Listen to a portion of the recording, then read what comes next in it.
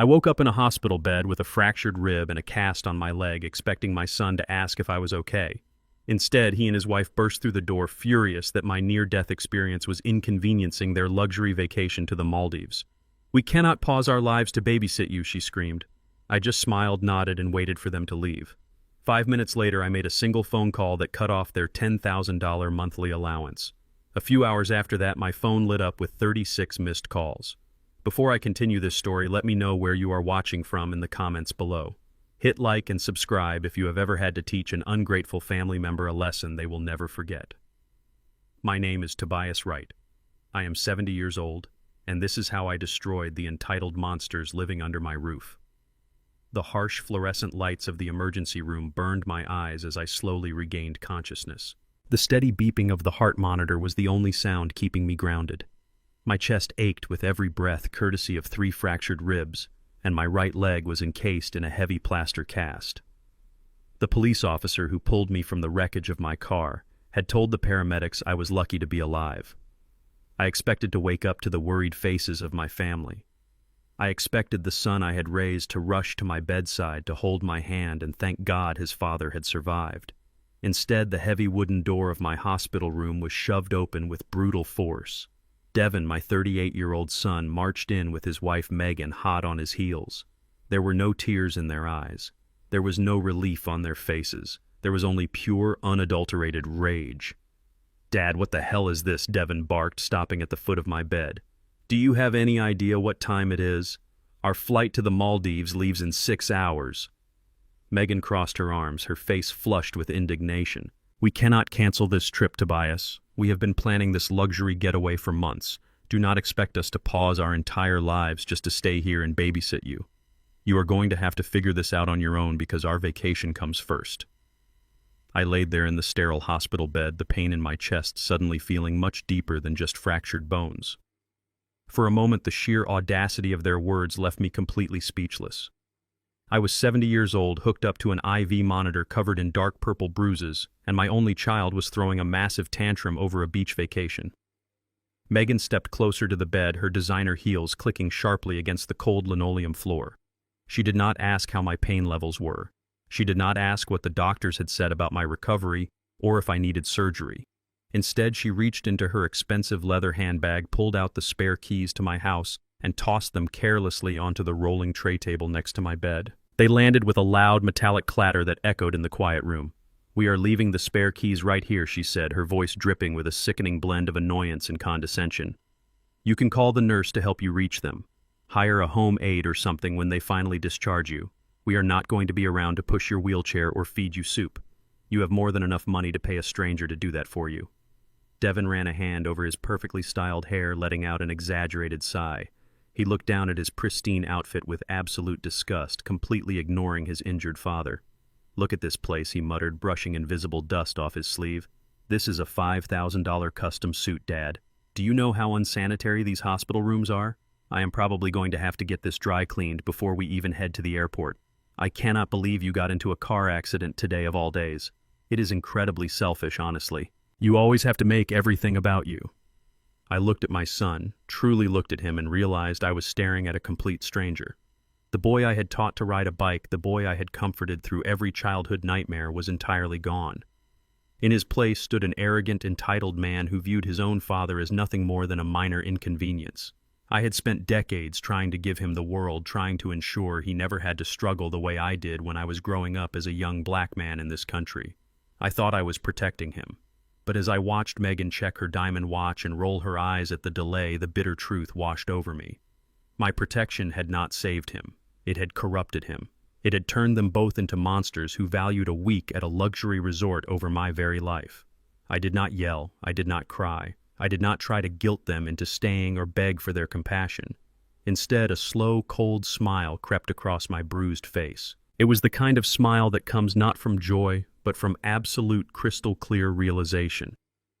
"You are absolutely right," I said, my voice quiet but incredibly steady despite the pain in my chest. "You two should not miss your flight. Go ahead. Enjoy the Maldives. I will take care of myself from here." Devon looked momentarily confused by my calm reaction, expecting a fight, but the relief quickly washed over his face. "See, Megan, "I told you he would be fine," he said, already turning his back on me and heading toward the door. "We will send you a postcard, Dad. Try not to cause any more drama while we are gone." They walked out of the room without a single glance backward, the heavy door swinging shut and leaving me alone in the quiet hum of the medical machinery. I waited exactly 5 minutes. Then I reached over, picked up the hospital phone on the bedside table, and dialed a number I knew by heart. It was the direct line to the private wealth management division of my bank. What Devon and Megan conveniently ignored in their blind, pampered arrogance was exactly who they were dealing with. I was not just some fragile, helpless old man waiting to die. 40 years ago, my late wife Camille and I started with a single rusted delivery truck. Through decades of sweat and sacrifice, I built a logistics and commercial real estate empire from the absolute ground up. The company Devon pretended to help run as a vice president was entirely my company. The luxury lifestyle they flaunted was funded by my blood and sweat, and the unlimited black credit cards they were currently carrying in their designer wallets were issued solely in my name. "Hello, Richard," I said when my personal banker answered the line. "I need you to immediately freeze the 2 auxiliary black cards issued to Devon and Megan Wright. Yes, effective this exact second. Decline all future transactions." Next, I dialed Gregory Thorne. Gregory was my personal attorney, a ruthless, brilliant legal mind who had navigated my corporate battles for over 2 decades. Gregory the First said as soon as he picked up, "I need you to initiate a full financial audit on Devon. I also need you to draft the paperwork to revoke his corporate access. I am cutting him off. Completely." Less than 10 minutes later, the bank sent an automated alert to my phone confirming that the accounts were locked. The trap was set, and the timing could not have been more perfect. I laid my head back against the thin hospital pillow, feeling a strange sense of peace settle over my aching body. I closed my eyes, but the tranquility was short-lived. Exactly 2 hours later, my cell phone began to vibrate on the table. It buzzed once, then twice, then continuously. The screen lit up with Devon's name, followed by Megan's over and over again.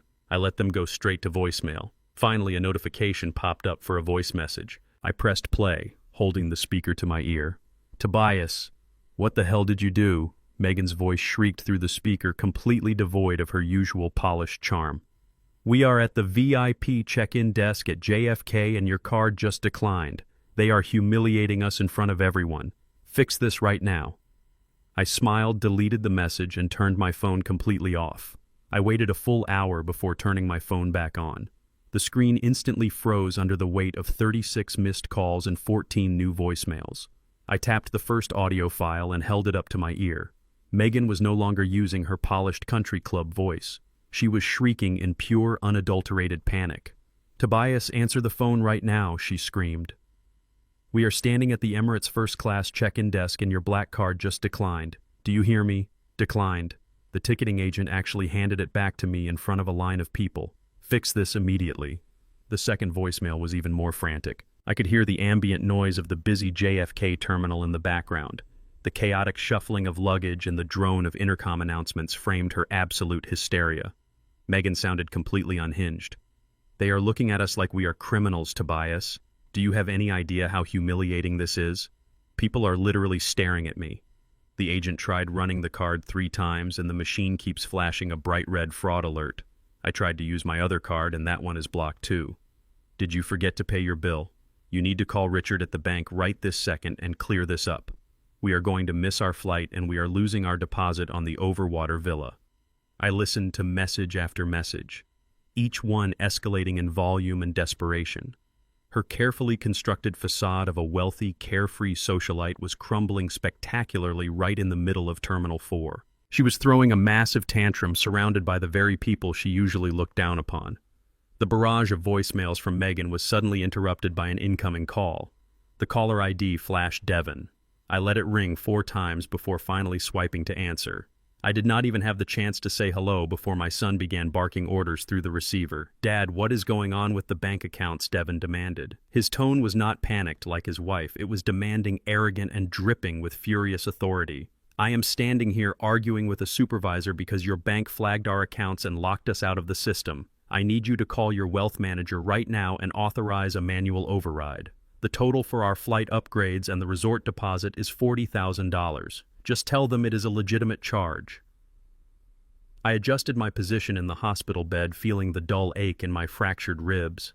I looked at the stark white ceiling of my room. My voice remained perfectly calm, completely devoid of the anger burning inside my chest. "I am afraid I cannot do that, Devon." The line went dead silent for a fraction of a second. "What do you mean you cannot do that?" He snapped, his frustration bubbling over into pure rage. "Stop playing games, Dad. This is not the time to be a stubborn old man. We are holding up the entire line, and Megan is practically having a full-blown panic attack by the luggage carousel. Just make the call."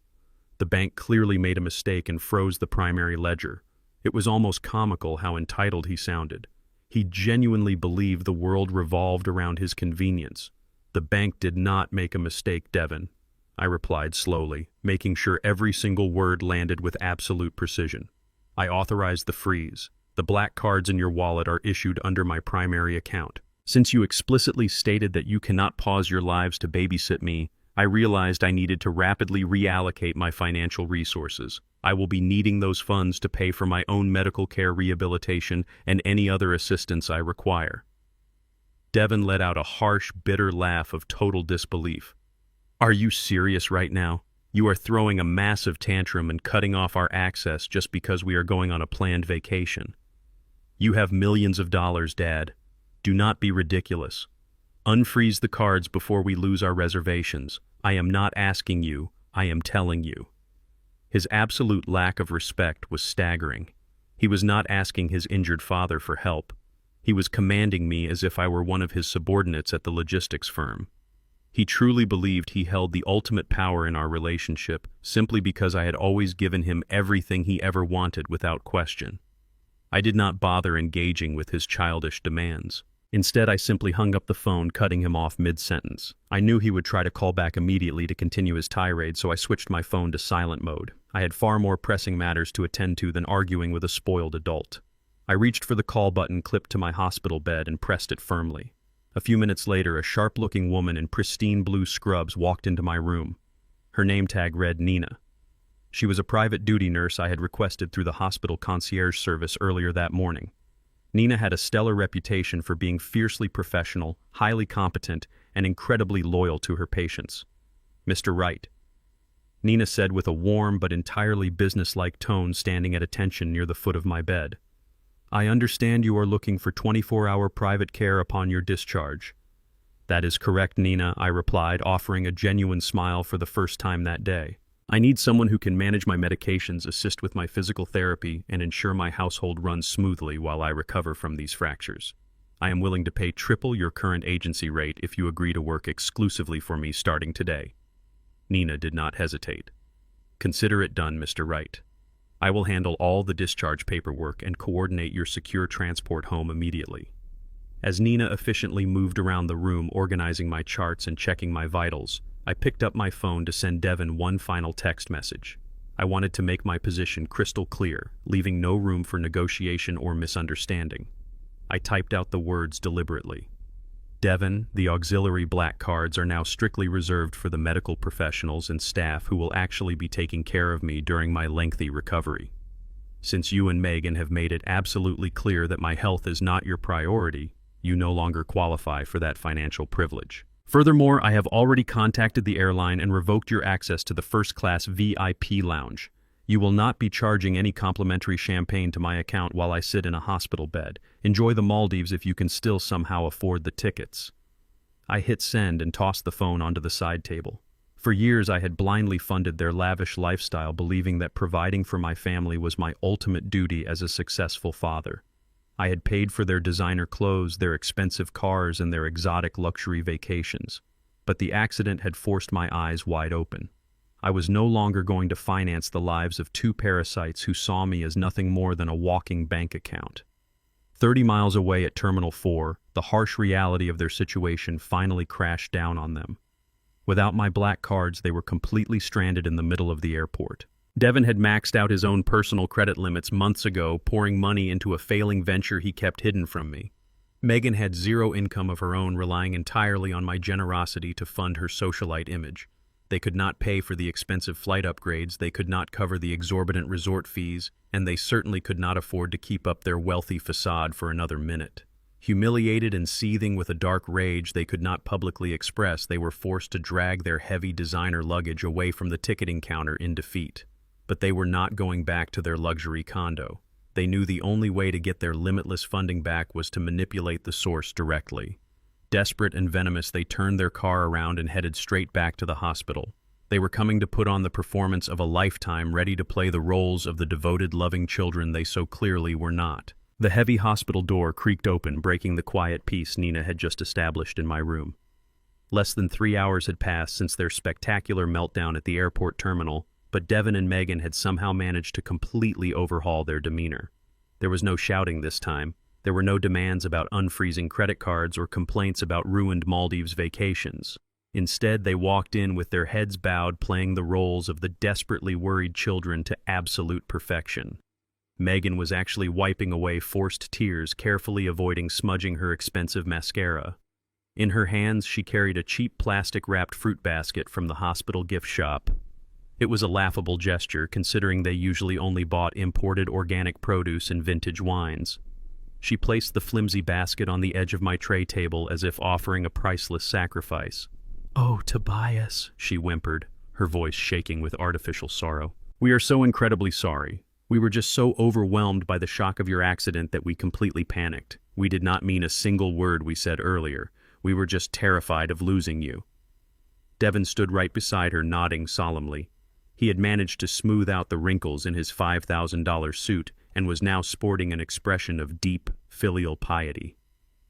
"Dad, I apologize for losing my temper," he murmured, pulling up a chair and sitting unusually close to my bed. The stress of the situation just clouded my judgment. "You are our priority. We came straight back because we realized how selfish we were being. We want to be here for you." I looked at the pathetic fruit basket, and then at their meticulously crafted expressions of grief. It took every ounce of my willpower not to laugh out loud at the sheer absurdity of their performance. They settled into the room, attempting to fill the sterile air with empty words of affection and hollow promises of care. Nina stood quietly in the corner, observing them with the sharp, analytical eyes of a seasoned medical professional. I gave her a subtle nod, and she discreetly excused herself to check on my discharge paperwork, giving my son and daughter-in-law the false sense of privacy they were so clearly desperate for. As soon as the door clicked shut behind Nina, the atmosphere in the room subtly shifted. The fake tears dried up, and the underlying agenda began to surface. Devon leaned forward, resting his elbows on his knees, adopting his most serious corporate posture. "Dad, we know you are going to have a long and painful road to recovery," he began, his tone dripping with fake concern. "The doctors said those fractured ribs and your leg will keep you bedridden for weeks, maybe even months. You should not have to carry the immense burden of the business while you are trying to heal. You need to focus entirely on resting." I remained perfectly still, letting him dig his own grave. "And what exactly do you propose, Devon?" I asked, my voice neutral. "Well," he continued smoothly, running a hand over his chin, "I think it would be in the best interest of the company and your own health if you temporarily signed over full power of attorney to me. Just until you are back on your feet, of course. I can handle the logistics firm, manage the corporate accounts, and ensure your personal finances are paid on time. You would not have to worry about a single bank transfer or executive decision. It makes perfect sense, Dad." While Devon spun his web of corporate buzzwords, pretending to be a capable leader, my eyes darted toward the other side of the room. Megan had quietly slipped away from the bedside and was now pretending to admire the bland hospital artwork hanging near the small closet. But her focus was not on the painting. Her gaze was locked onto my worn leather briefcase, which Nina had brought from the wreckage of my car and placed on the visitor chair. I watched through the reflection of the television screen mounted on the wall as Megan swiftly and silently unclasped the brass buckles of the briefcase. Her manicured fingers slipped inside, sifting through my private documents, my business ledgers, and my personal contacts. She was hunting for anything she could use to regain access to my wealth, while her husband tried to smooth-talk me into handing over the keys to the kingdom. They were operating like a pair of common thieves, staging a distraction while picking my pockets right in front of me. I let her snoop for a few more seconds, memorizing exactly how low she was willing to stoop. Then I turned my full, undivided attention back to my son. "Devon," I said, cutting through his endless rambling about executive responsibilities, "do you honestly believe I am suffering from brain damage alongside these broken bones? His confident smile faltered instantly. "Dad, what are you talking about? I am just trying to help." I pushed myself up slightly, ignoring the sharp spike of pain in my chest. "You are trying to secure unrestricted access to my corporate accounts because your black card was declined at an airport terminal," I replied, my voice dropping to a dangerous icy register. "Do not insult my intelligence by dressing up your greed as filial concern. You want power of attorney. You want to run the logistics firm. Let me remind you of a few undeniable facts about your position in my company. You are a vice president in name only, Devon. You wear expensive suits, you play golf with clients on Friday afternoons, and you attend board meetings to nod at my decisions. But you do not run anything. You have never run anything." Devon flushed a deep shade of angry red, opening his mouth to protest, but I raised a hand, silencing him completely. 40 years ago, I started that company with nothing but a rusted delivery truck and a prayer. Your mother, Camille, and I worked 20-hour shifts. She kept the books at the kitchen table until her fingers bled while I drove through blizzards to make deliveries on time. That logistics empire was built on the sweat, blood, and tears of a black man and woman who refused to let this world crush them. We built it so you would never have to know the feeling of starving. But I see now that in giving you everything, we accidentally gave you nothing of value. You have no work ethic, Devon. You have no loyalty. You possess zero strategic vision. If I handed you the reins to the company today, you would bankrupt the entire operation in less than 6 months just to fund your wife's designer handbag addiction. You are a figurehead. You have always been a figurehead. And you will never lay a single finger on my power of attorney or my corporate accounts as long as I have breath in my lungs." Devon stood up abruptly, his chair scraping violently against the floor. The facade of the loving son completely shattered, leaving behind the spoiled, enraged boy he truly was. "You cannot do this to me," he spat, his fists clenched at his sides. "I am your only son. You owe me. I owe you nothing," I countered, staring him down with absolute authority. "I fulfilled my duty as a father the day you turned 18. Everything you have received since then has been a privilege you have officially revoked by showing me exactly how little my life means to you. Now get out of my hospital room, both of you, before I have security physically remove you from the premises." Megan quickly snapped her hand out of my briefcase, her face pale but her eyes burning with a venomous fury. She grabbed her designer bag and rushed to Devon's side, pulling his arm to drag him toward the door. "Come on, Devon," she hissed, glaring at me with pure hatred. "He has lost his mind. There is no reasoning with him right now." They stormed out of the room, slamming the heavy door behind them, leaving the cheap fruit basket sitting on the table as a pathetic monument to their failed manipulation. But as they left, I noticed something missing from the side pocket of my briefcase. Megan had not just been snooping. She had managed to discreetly photograph a confidential medical business card belonging to a highly connected private physician I consulted for corporate matters. In that brief moment before the door clicked shut, I saw the sinister, calculating gleam flash in her eyes. If she could not persuade me to hand over my wealth voluntarily, she had clearly just found a way to take it by force. Her wicked mind was already piecing together a terrifying plot to declare me mentally incompetent and lock me away in a nursing home forever. 3 days later, the hospital finally cleared my discharge. Nina wheeled me through the grand double doors of my own estate, guiding me with the quiet efficiency I was already paying her triple to maintain. The sprawling foyer of the mansion was pristine just the way I liked it, but the atmosphere felt entirely wrong. The comforting aroma of my favorite coffee was completely missing. Maria, my fiercely loyal housekeeper who had worked for our family for over 2 decades, was nowhere to be seen. In her place stood a severe-looking woman I had never met, rapidly texting on her phone. She barely glanced up when my wheelchair rolled across the marble floor. "Where is Maria?" I demanded, my voice slicing through the quiet space. Megan sauntered out of the formal dining room wearing a designer tracksuit, sipping a green smoothie with absolute nonchalance. "Oh, I let Maria go yesterday morning," Megan stated casually, waving a manicured hand in the air. "She was getting too old to handle the deep cleaning anyway. Plus, she asked too many questions. I hired Brenda instead. She comes highly recommended by my mother and will be keeping a very close eye on your recovery schedule, Tobias." She smiled, but the hidden message was crystal clear. Brenda was not a housekeeper. She was a warden. Megan had planted a spy right inside my own home, hoping to monitor my every move, intercept my mail, and report back to her. I looked at Brenda, who quickly put her phone away and offered a fake polite nod. I did not argue or shout. I simply stored that piece of information away. They wanted to play a game of espionage inside the very house I built. They had no idea how outmatched they were. The following morning, the true depth of Megan's arrogance was put on full display. I was sitting in the sunroom going over physical therapy routines with Nina when Megan strutted down the grand staircase. She was dressed for her morning Pilates session, swinging a set of silver keys around her index finger. I recognized the distinct leather keychain immediately. They were the keys to my vintage Porsche, a flawless classic vehicle I had purchased to celebrate my 50th birthday. It was my absolute pride and joy, kept in pristine condition under a custom cover in the third garage bay. Devon had tried to borrow it a dozen times over the years, and I had always flatly refused. Now his wife was swinging the keys like a cheap plastic toy. "I am heading to the luxury fitness club downtown," Megan announced loudly, ensuring I could hear her over the classical music playing in the background. "Devon took the Range Rover and my Mercedes needs a detailing, so I am just going to borrow your little sports car for the week. It is not like you will be needing it anytime soon anyway, Tobias."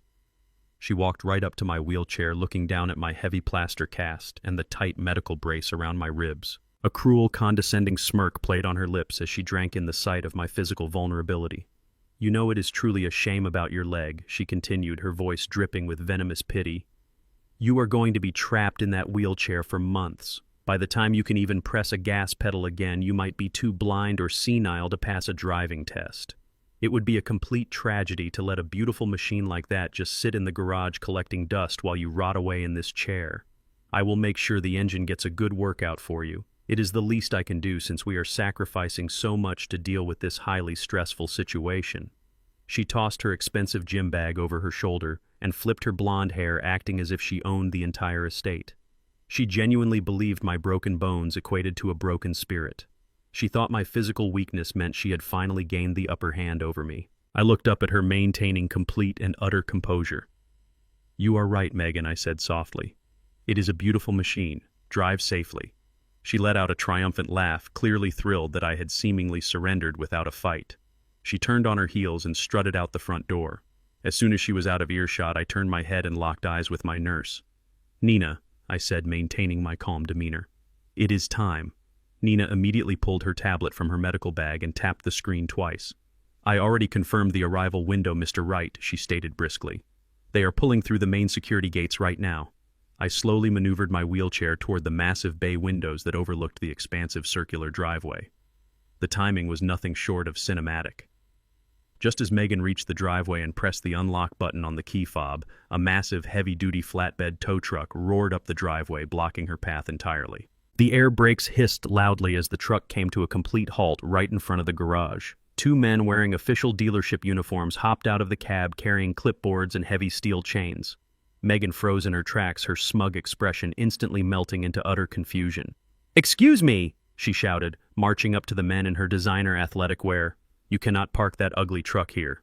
You are blocking my exit. Move it right now." The lead driver, a burly man who clearly had zero patience for entitled socialites, barely looked at her. He checked the paperwork on his clipboard and marched straight toward the Porsche. "We are not blocking anything, lady," he replied gruffly. "We are here for the vehicle. Authorized pickup from the owner." Megan shrieked in disbelief. "What are you talking about? I am driving this car. You are not touching it." She stepped in front of the vehicle, crossing her arms as if her tiny frame could stop a flatbed tow truck. That was when I pressed a button on the wall panel, automatically opening the large front doors so my voice could carry outside. Nina pushed my wheelchair onto the front portico. "Step away from the vehicle, Megan," I commanded, my voice echoing across the manicured lawn. "The men are doing exactly what they were hired to do." Megan spun around, her face contorted in shock. "Tobias, what is going on? Tell these men to leave immediately." "I sold it," I replied simply. "I called the exotic car dealership late last night from my hospital bed and signed over the title digitally. They wired the funds directly into my private trust account this morning. The transaction is complete. The car is no longer mine, and it is certainly not yours."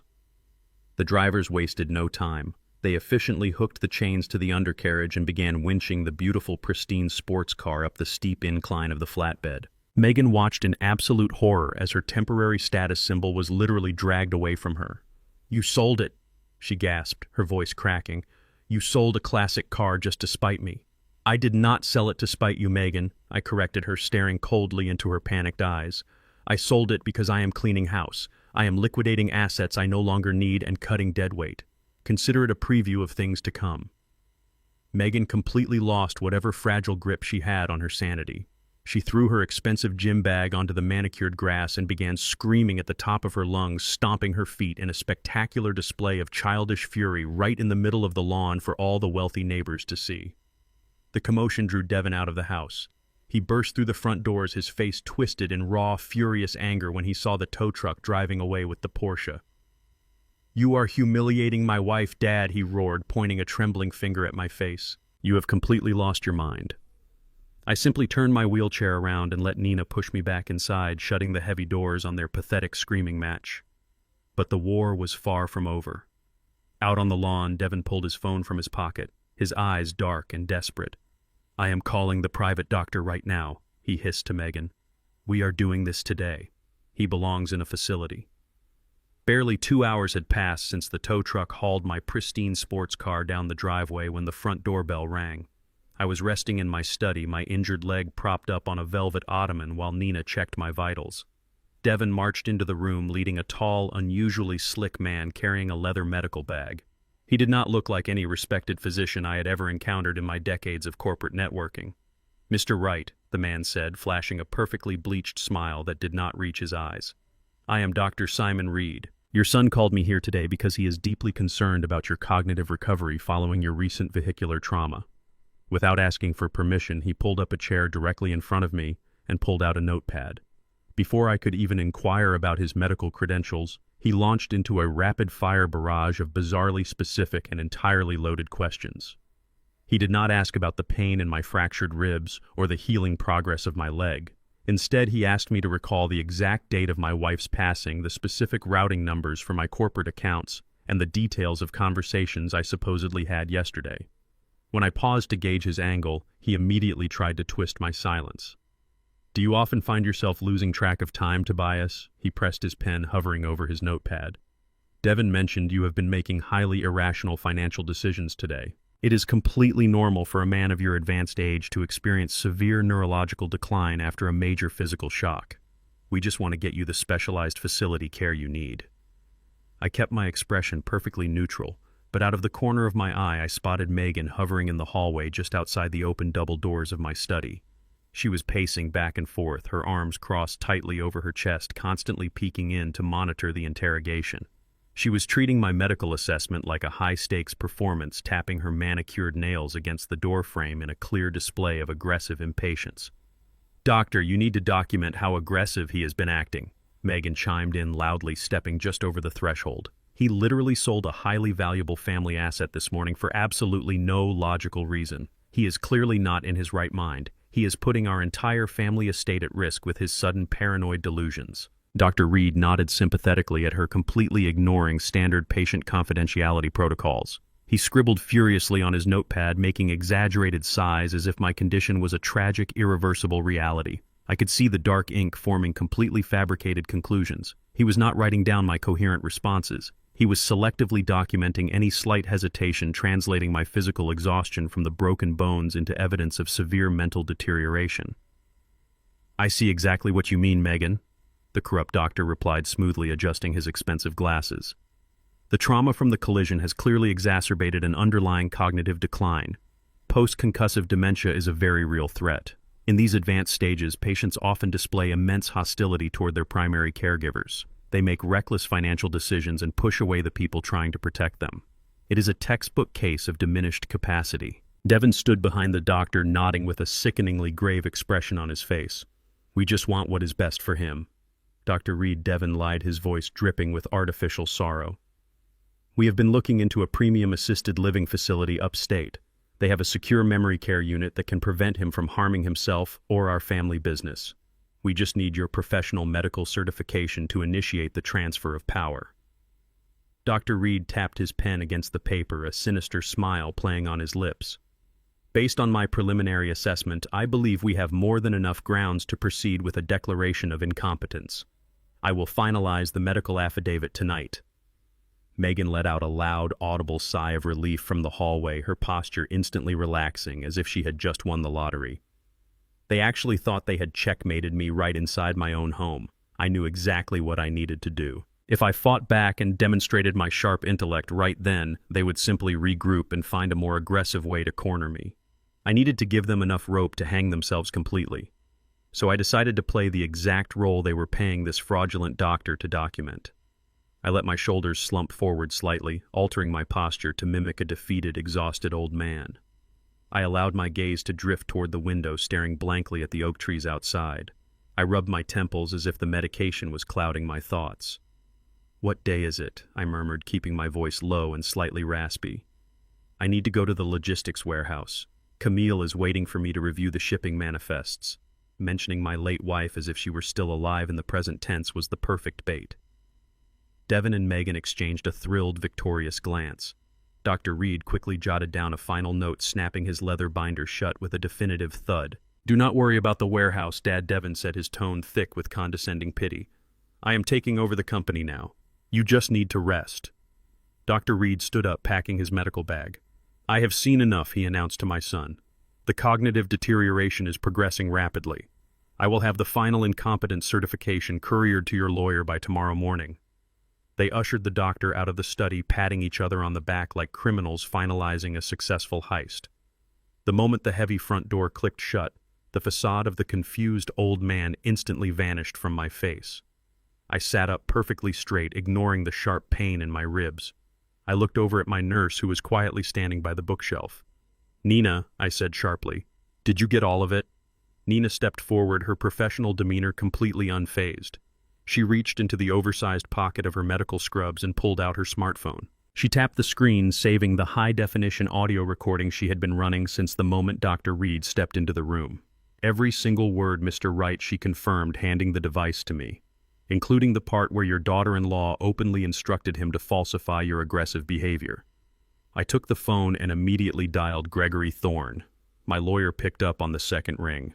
"Gregory," I said, my voice echoing with cold, calculated authority. "Devon and Megan just brought a hired gun into my home posing as a medical professional. His name is Dr. Simon Reed. I need you to run a comprehensive background check on him immediately. Dig into his medical license, his financial history, and any past malpractice suits. They are trying to build a fabricated case to lock me in a memory care ward and seize my assets." Gregory let out a low whistle over the line. "I am on it, Tobias. I will tear this guy apart and get back to you before dinner." I spent the rest of the afternoon resting in my study, listening to the faint sounds of Devon and Megan celebrating their perceived victory in the west wing of the house. They genuinely believed they had outsmarted a man who had survived 4 decades of cutthroat corporate warfare. The sun was just beginning to set, casting long, dark shadows across the manicured lawn when my private line rang. It was Gregory. I answered immediately, expecting an update on the corrupt doctor. Tobias, Gregory said, his voice lacking its usual calm cadence, replaced instead by a tone of urgent severity. "Dr. Reed is a complete fraud whose medical license was suspended in 2 states for accepting illegal kickbacks.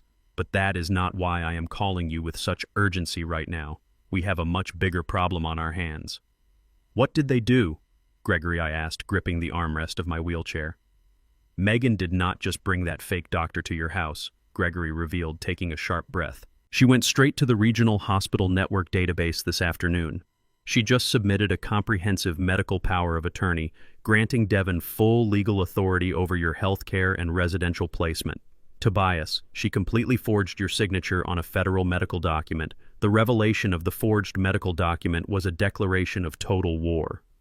I did not wait for the morning to confront the reality of their betrayal, and neither did my attorney. Gregory drove straight to my estate under the cover of darkness, slipping through the service entrance that Nina had discreetly unlocked. He bypassed the areas of the mansion where Devon and Megan were celebrating their supposed victory and walked directly into my private study.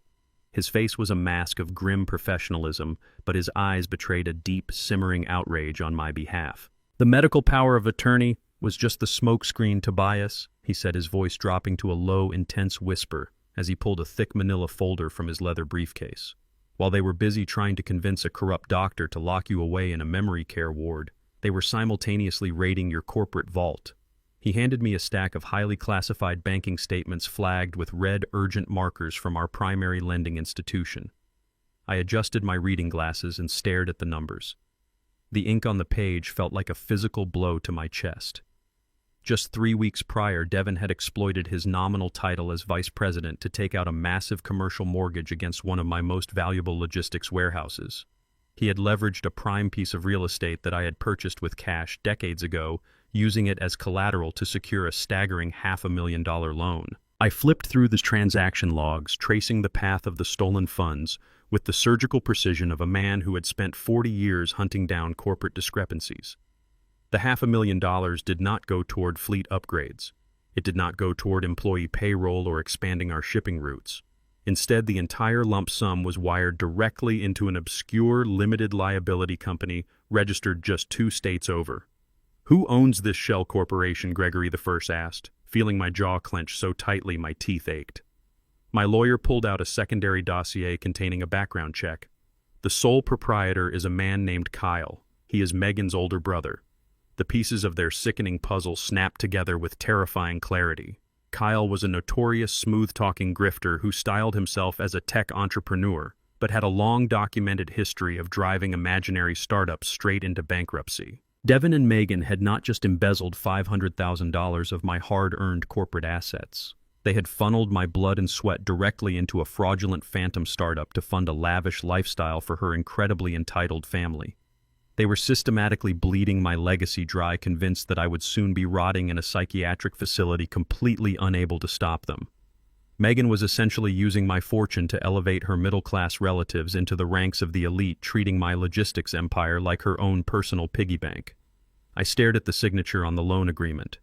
Devon had forged my initials on the secondary authorization line, a sloppy, desperate imitation of my handwriting. They thought they had perfectly orchestrated the ultimate heist. They believed they were brilliant, untouchable masterminds. I did not scream. I did not throw my glass against the wall or give in to the blinding rage that was demanding to be released. In the ruthless world of commercial real estate and corporate logistics, anger makes you sloppy, but cold, calculated patience makes you lethal.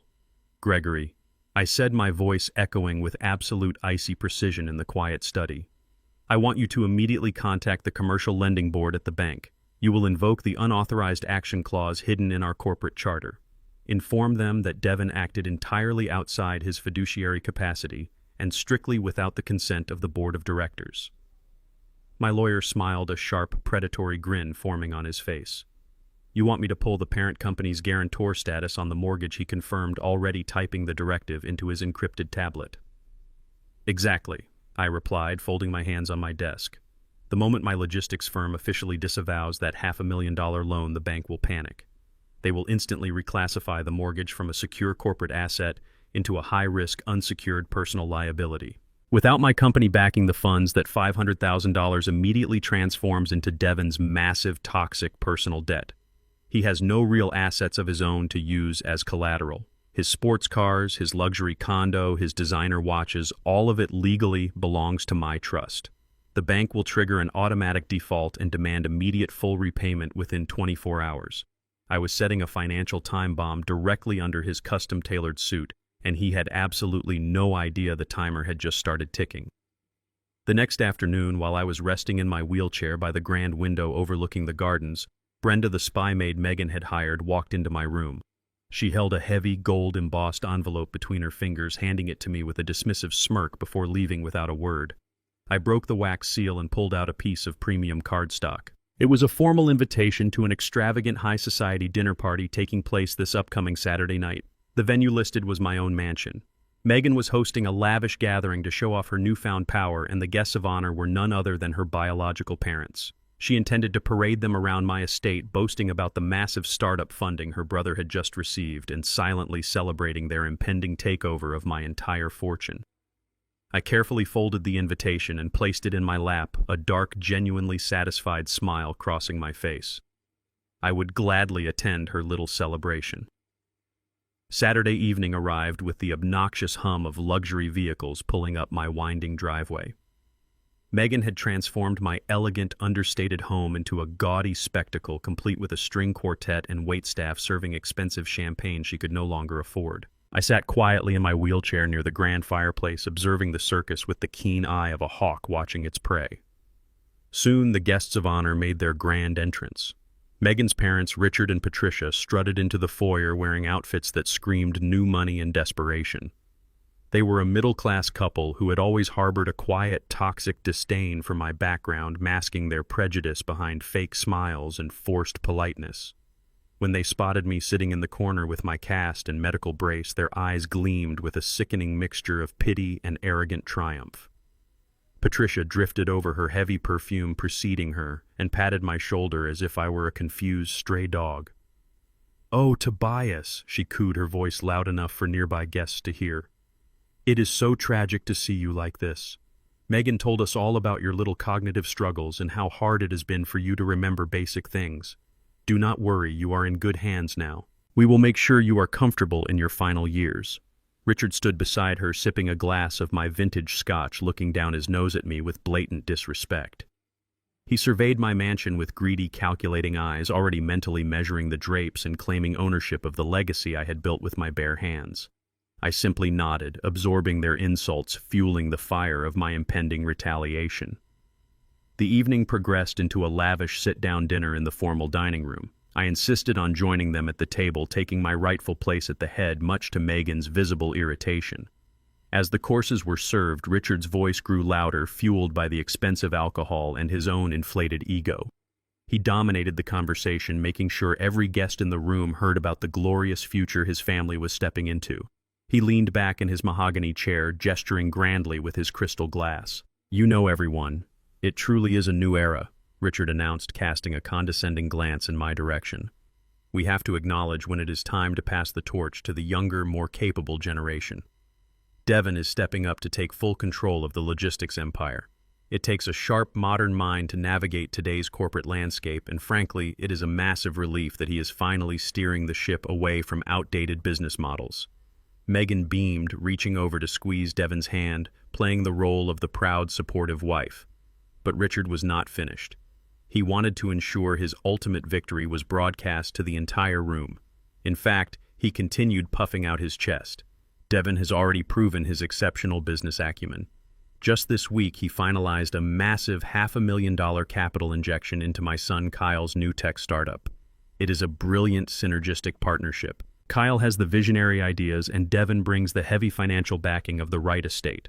That $500,000 is going to revolutionize the industry, and it guarantees our family's absolute financial supremacy for decades to come. Devon sat there soaking in the praise, looking incredibly smug in his tailored suit. He genuinely believed he was the master of the universe. He had no idea that he was sitting on a mountain of high-yield explosives. Richard raised his glass high in the air, a triumphant smirk plastered across his face. "So let us propose a toast. To Devon, to Kyle's brilliant startup, and to the merging of our families into one unstoppable financial powerhouse." The guests murmured their polite agreements, raising their glasses in unison. I did not raise mine. I simply sat there absorbing the sheer magnitude of their delusion, letting the silence stretch just long enough to make the air in the room feel heavy and uncomfortable. I slowly picked up my porcelain teacup, took a measured sip of Earl Grey, and set it back down on the saucer with a soft, deliberate clink. The sound cut through the ambient chatter, drawing every eye at the table toward me. "That is a truly fascinating investment strategy, Richard," I said, my voice cutting through the dining room with absolute terrifying clarity. "I must congratulate you and Kyle on securing such a substantial amount of capital. It takes real audacity to launch a startup with $500,000 in illegally borrowed funds." Richard scoffed, waving a dismissive hand. "It is not borrowed, Tobias. It is a strategic corporate allocation. Devon utilized the company's asset portfolio to back the venture. It is completely secure and entirely above board." I offered a cold, predatory smile, leaning forward slightly in my wheelchair. "That is where you are tragically misinformed, Richard. You see, a corporate allocation requires the explicit authorization of the board of directors and the signature of the primary shareholder. I am the sole primary shareholder. What Devon actually did was commit commercial mortgage fraud. He attempted to leverage a warehouse using forged documents to secure a personal loan under the false pretense of corporate backing." Devon's face drained of all color. He dropped his fork, the silver clattering loudly against his expensive china plate. "Dad, what are you doing?" he hissed, his eyes darting frantically around the room at the silent, staring guests. "I am simply clarifying the new era of this family's finances, Devon," I replied, never breaking eye contact with his terrified father-in-law. I instructed my legal counsel to contact the Commercial Lending Board yesterday afternoon. The logistics firm has officially disavowed any knowledge or backing of that transaction. We pulled our guarantor status completely. Richard's smug expression vanished, replaced by a look of sheer, unadulterated confusion. "What does that mean?" he stammered, his grip tightening on his wine glass. "It means Richard." I explained with lethal precision that the bank instantly reclassified that $500,000 from a secure commercial mortgage into a toxic, high-risk, unsecured personal liability belonging solely to Devon. And since Devon does not actually own any of the assets he claims to possess, the bank has triggered an automatic default. That $500,000 is no longer an investment in your son's imaginary tech company. It is a massive, immediately payable debt. I took another calm sip of my tea. The commercial lending department opens at 8 o'clock sharp tomorrow morning. At exactly 1 minute past 8, they will officially call in the loan. If Devon does not produce $500,000 in liquid cash by the end of the business day, they will begin seizing everything, including the funds already transferred to your son. The blood completely left Richard and Patricia's faces, leaving them looking like chalk-white ghosts in the middle of the lavish dining room. Megan gasped, pressing both hands over her mouth as the devastating reality of my words crashed down upon her meticulously planned evening.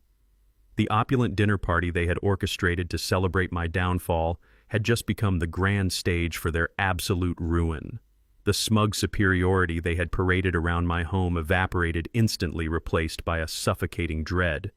Before Richard could even formulate a coherent response or attempt to defend his son's fraudulent company, the silence in the room was violently shattered. Devon's smartphone, resting on the table next to his plate, began to vibrate and emit a series of loud, harsh notification chimes. He picked it up with trembling hands, his breath hitching in his throat. His eyes widened in sheer terror as he stared at the glowing screen. It was not just one alert. It was a relentless cascade of automated messages from his primary financial institution. The bank was not waiting for tomorrow morning. They were already initiating the emergency asset freezes.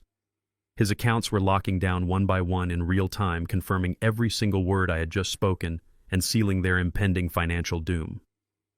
The grand-grandfather clock in the hallway chimed midnight, echoing through the newly silent mansion. The extravagant dinner party had dissolved hours ago, ending in a chaotic mass exodus of horrified guests and humiliated in-laws. I was resting in my ground-floor master suite, the faint glow of the reading lamp illuminating the medical brace around my ribs. My eyes were closed, but I was wide awake, anticipating the inevitable fallout. The heavy oak door to my bedroom did not just open. It was violently kicked inward, crashing against the wall with a thunderous slam that rattled the picture frames. Devon stormed into the room, his tailored suit jacket discarded, his tie hanging loosely around his neck. His eyes were bloodshot wide with a feral, desperate panic that had completely consumed his arrogant composure. He marched straight to the edge of my bed and forcefully threw a crumpled stack of legal documents onto my quilt. "Sign it," he roared, his chest heaving as he pointed a trembling finger at the pages. "Sign the financial reinstatement and the power of attorney right now. The bank is already preparing to seize the corporate accounts, and they are threatening to liquidate my personal assets by morning if I do not produce the $500,000. You have to fix this, Dad. You cannot just let them destroy my life over a simple business maneuver." I looked down at the desperate paperwork and then up at my son, my expression entirely unmoved by his midnight theatrics. Before I could even issue a verbal refusal, Megan burst through the open doorway. She had stripped off her designer gown and was wearing a silk robe, her face smeared with ruined makeup and tracks of mascara running down her cheeks. She did not possess the same frantic, aggressive energy as her husband. Instead, she weaponized her tears, immediately launching into a hysterical performance designed to paint herself as the ultimate victim. "You are a monster, Tobias!" she shrieked, clutching the doorframe as if she might collapse from the sheer weight of my cruelty. "You are deliberately trying to destroy our marriage and ruin my family. My brother is going to lose his company tomorrow morning because of your petty, vindictive games." She stepped further into the room, her voice reaching a shrill, ear-piercing pitch. "You have never wanted us to be happy. You have hated me from the absolute second Devon introduced us. You sit in this massive mansion hoarding your millions while acting like we are criminals for wanting a piece of the pie. You are selfish and bitter. You are just jealous because Devon managed to build a beautiful life with me instead of marrying someone you picked out for him." Megan stepped closer to the bed, her tears flowing freely now as she played her most pathetic card. "Do not think I do not know what this is really about, Tobias. You are prejudiced against me. You have always judged my family because we are white and middle class. You look down on us because we do not have your corporate pedigree. You resent me because I am not a carbon copy of your late wife, Camille. You could never accept that your successful black son chose to build his life with a white woman, so you are using your money to punish us both for it. You want to see Devon fail just so you can drag him back under your total control. She fell to her knees at the side of the bed, gripping the edge of my mattress, sobbing uncontrollably. Please, Tobias, just sign the paper. She begged, her voice muffled by the blankets. Do not send us to prison. Do not let them take everything away from us. We just wanted to build a legacy. We just wanted to make you proud. I sat up slowly, ignoring the sharp ache in my fractured ribs. I picked up the stack of legal documents Devon had thrown onto my bed. I did not reach for a pen. I gripped the thick parchment in both hands, and with a single deliberate motion, I tore the power of attorney straight down the middle. The sound of ripping paper cut through Megan's theatrical sobbing, bringing a dead silence to the room. I let the torn halves flutter to the floor. Do not ever invoke Camille's name in this house again, I said, my voice dropping to a low, lethal register that made Devon involuntarily step back. And do not dare to use your race as a convenient shield for your parasitic greed, Megan. My disdain for you has absolutely nothing to do with the color of your skin or your middle-class background. I despise you because you are a shallow, manipulative leech who views my son as nothing more than a human ATM and views me as an obstacle to an inheritance you did not earn. I leaned forward, resting my forearms on my knees, locking eyes with the sobbing woman on the floor. You talk about building a legacy, but you have never built a single thing in your entire life.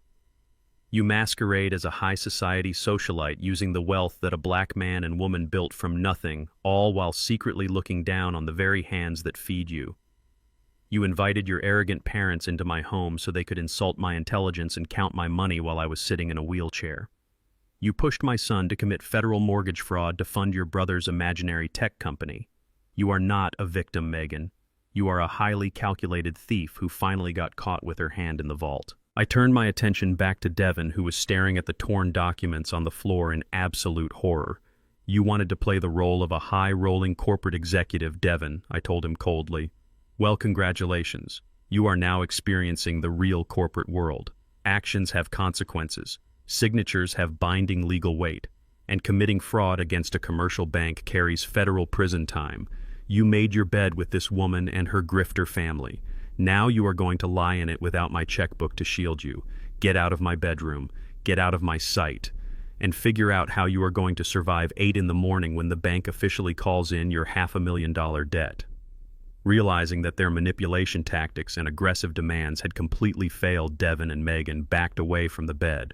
The terrifying reality of their imminent financial ruin had finally extinguished their false bravado. Megan scrambled to her feet, her tears instantly drying up as her survival instincts kicked in. She grabbed Devon by the arm and pulled him out of the room without another word. Less than 20 minutes later, I heard the distinct sound of their remaining car tires screeching down the long asphalt driveway. They were fleeing into the dead of night. I sat back against my pillows, taking a deep breath to steady my racing heart. A soft knock broke the silence, and Nina stepped out of the shadows of the hallway. "Mr. Wright," she said, her voice urgent but tightly controlled. "I just checked the safe in the West Wing office. Devon bypassed the security code before they left. He stole the original deed to the suburban villa where they currently live. He took the physical property title with him." The sun had barely risen over the estate when my private line rang. It was Gregory Thorne. His voice was razor-sharp, immediately cutting through the early morning quiet. "Tobias, we have a massive development," Gregory announced. Nina was absolutely correct about the missing property deed. Devon did not just steal the physical paperwork to hold on to it as leverage. He is actively trying to liquidate the suburban villa. He spent the last 4 hours frantically contacting bottom-feeding real estate investors who specialize in rapid, off-market cash acquisitions.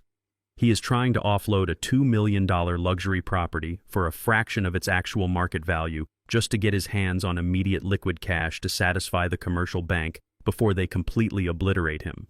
He knows he does not officially own the house, but he possesses the original deed and shares your exact last name. He is setting up a fraudulent transfer of ownership, expecting to pocket the cash and vanish before the new buyers or the state registrar realize the title is completely illegitimate. He has found a shady cash buyer willing to close the deal by tomorrow afternoon, no questions asked.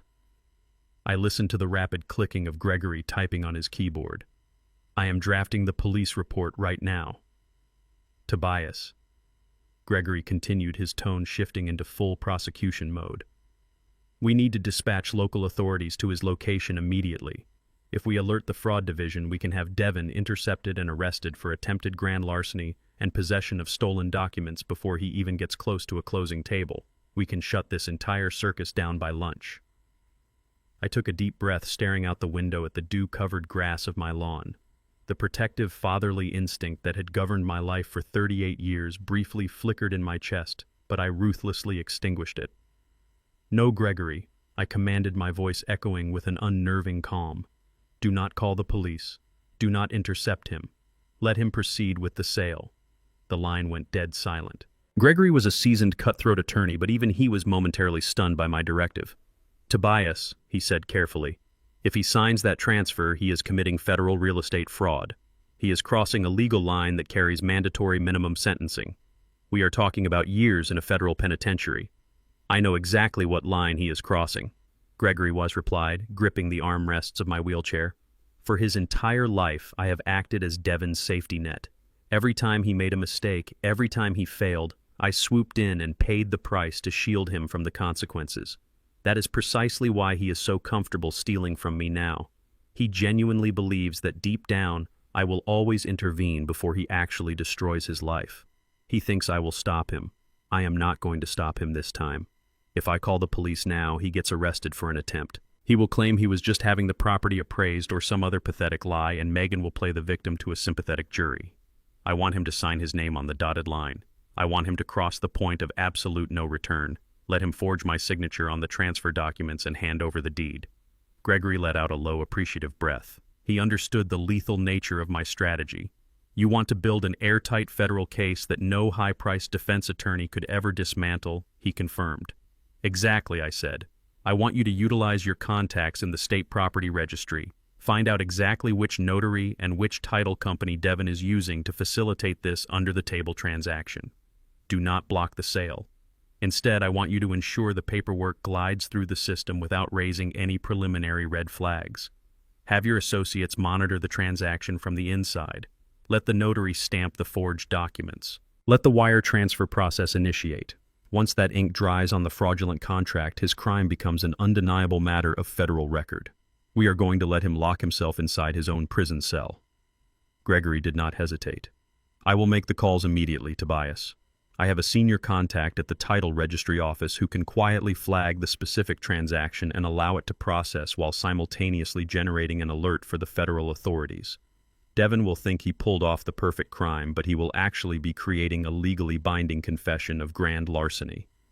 The meticulous planning required a cold heart, but my son had already frozen mine. I spent the remainder of the day in my study reviewing the corporate restructuring files while Nina monitored my vitals. I felt a profound sense of clarity. Devon and Megan thought they were outsmarting an injured old man. They thought they were moving with stealth and speed. In reality, they were simply walking down a brightly lit corridor directly into the steel jaws of a trap I was holding open for them. Every step they took was monitored. Every desperate decision they made was anticipated and weaponized against them. By late afternoon, Gregory called back to confirm the bait was set. Devon had scheduled the closing for the following morning at a discreet title office downtown. The forged documents were ready, and the unsuspecting cash buyer had already initiated the escrow transfer. Devon was hours away from finalizing his own destruction. As the sun dipped below the horizon, casting long shadows across my study, my personal cell phone buzzed on the desk. I glanced at the screen, expecting another update from Gregory. Instead, it was a text message from Megan. Clearly emboldened by the prospect of the impending millions from the illegal house sale, she had decided to play her most despicable card yet. Her message was dripping with venom and supreme arrogance. "We are securing our own funding, Tobias," the text read. "You thought you could starve us out, but you failed. Since you want to act like a ruthless dictator, you can face the consequences. Do not ever expect to see your 7-year-old grandson again. I am blocking your number and banning you from his school. If you ever want to see his face or be a part of his life, you will unlock those black cards and wire $2 million into my personal account by tomorrow noon. Consider it a late inheritance fee." I stared at the glowing screen, reading the ultimate extortion attempt. She was weaponizing an innocent child. I stared at the glowing screen of my phone, the venomous words burning into my retinas. Megan was not just threatening to keep my 7-year-old grandson away for a weekend. She followed up her initial text with a blazing voice message detailing exactly how she planned to erase me from his life completely. She boasted that once the suburban villa sale closed tomorrow morning, she would take the illicit cash and fly directly to Paris, dragging my grandson across the Atlantic with her. "You will never hear his voice again, Tobias," she hissed through the speaker, her tone dripping with malicious glee. "I will legally change his last name. I will enroll him in an international boarding school under my maiden name, and I will make sure he grows up believing his grandfather was a cruel, senile old man who abandoned him. You have 24 hours to wire those $2 million into my personal offshore account.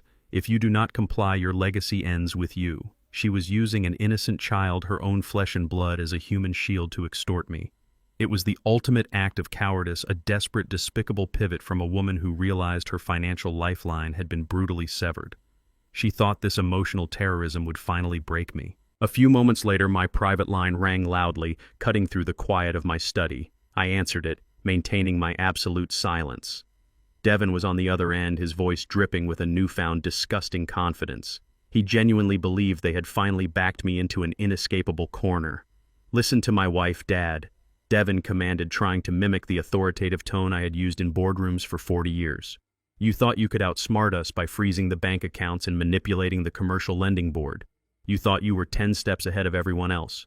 But you forgot one crucial detail. You care deeply about the family name. You care about your bloodline. My son is the only heir to the Wright legacy, and Megan and I hold complete custody over him. If you refuse to unlock those black cards and wire the $2 million immediately, we will vanish without a trace. You will spend the last few years of your pathetic life completely alone in that massive empty mansion, knowing your only grandson does not even remember what you look like."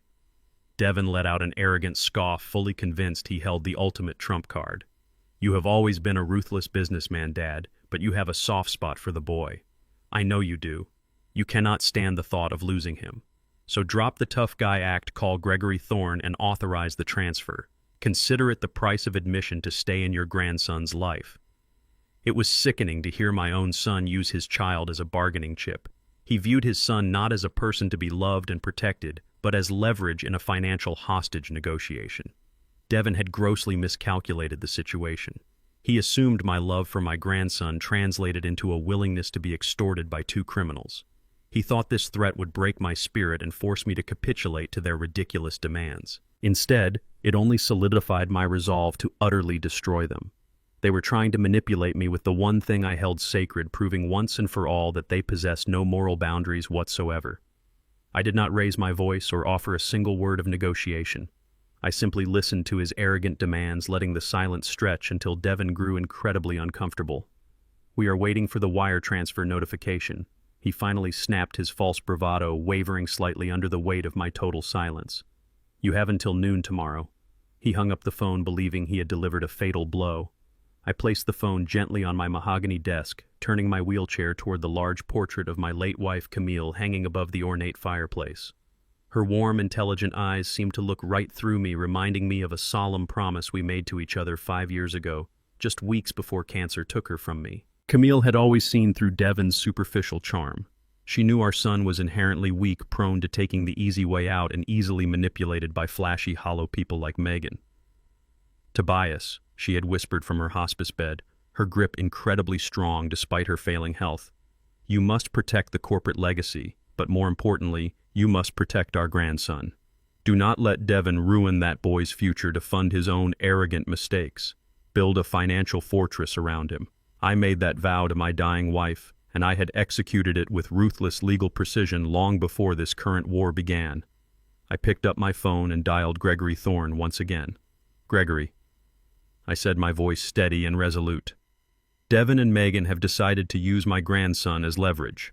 They are demanding a $2 million ransom under the threat of taking him out of the country.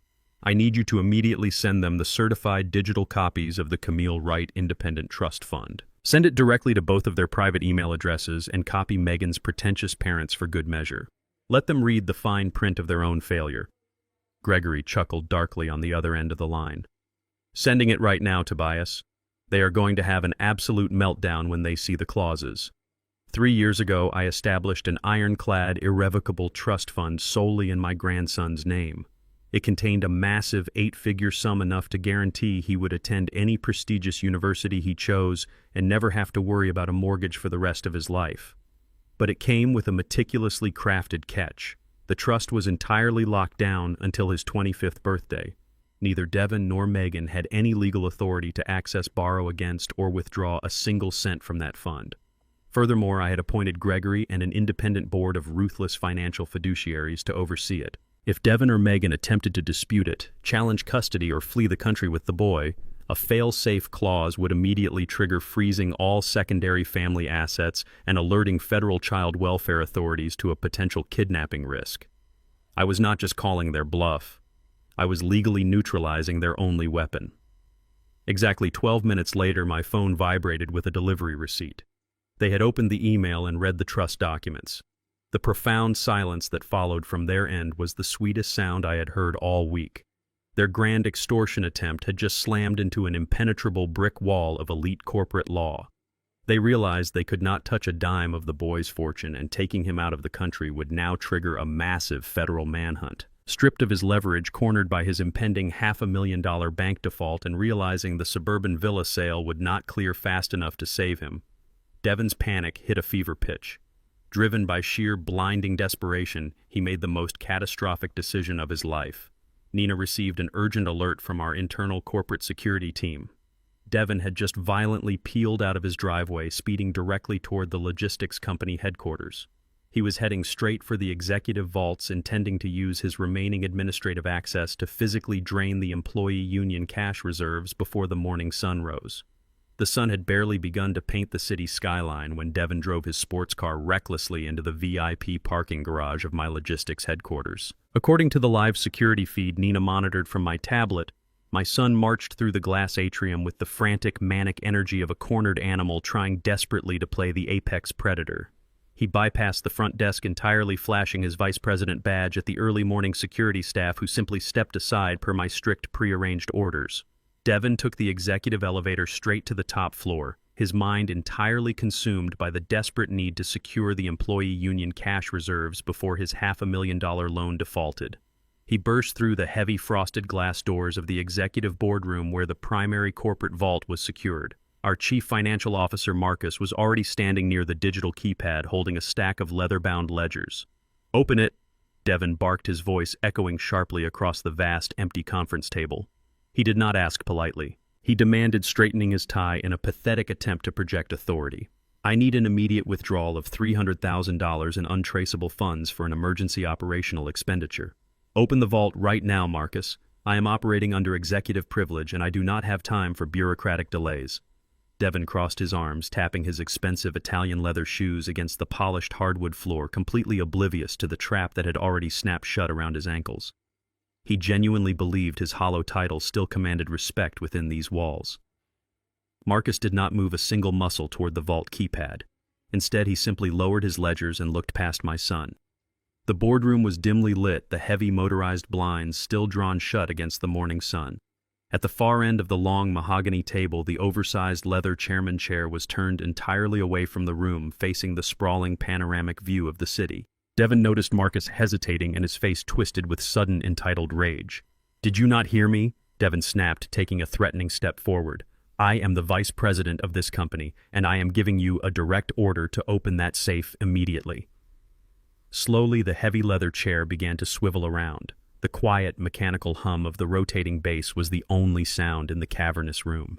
Devon froze, his arrogant posture instantly collapsing as the chair completed its rotation. I was sitting there directly in the center of my own corporate fortress. I was not wearing a flimsy hospital gown. I was not confined to my wheelchair, groaning in pain from fractured ribs. I was dressed in a pristine charcoal gray bespoke suit, leaning forward with my hands steeped on the mahogany table, projecting an aura of absolute, unyielding authority. The medical brace was hidden seamlessly beneath my tailored clothing, and my fractured leg rested comfortably out of sight beneath the heavy wooden desk. I looked into my son's eyes with the cold, calculating gaze of a man who had built this empire from dirt, blood, and broken bones. The color drained from Devon's face so fast he looked as though he might collapse right onto the expensive Persian rug. "Dad," he stammered, taking a clumsy step backward, his voice cracking into a high, pathetic pitch. "You are supposed to be on bed rest. You are supposed to be trapped at the house." He looked wildly around the room, finally noticing that Marcus was not alone. From the shadows of the adjoining executive lounge, Gregory Thorne stepped out holding a thick binder of legal documents. Beside him stood the entire executive board of directors, men and women who had fought in the corporate trenches with me and Camille for decades. They had been standing there in absolute silence, bearing witness to Devon attempting to rob the working-class employees who kept this company running. The silence in the boardroom was absolute, suffocating, and deafening. It was the heavy, terrifying quiet of a predator trapping its prey in an inescapable corner. Devon swallowed hard, his eyes darting frantically between the vault, the board members, and my steely expression. He realized in one crushing, humiliating moment that there was no emergency operational expenditure. There was no secret withdrawal. There was only a public, devastating execution of his corporate career, and he had walked right onto the executioner block.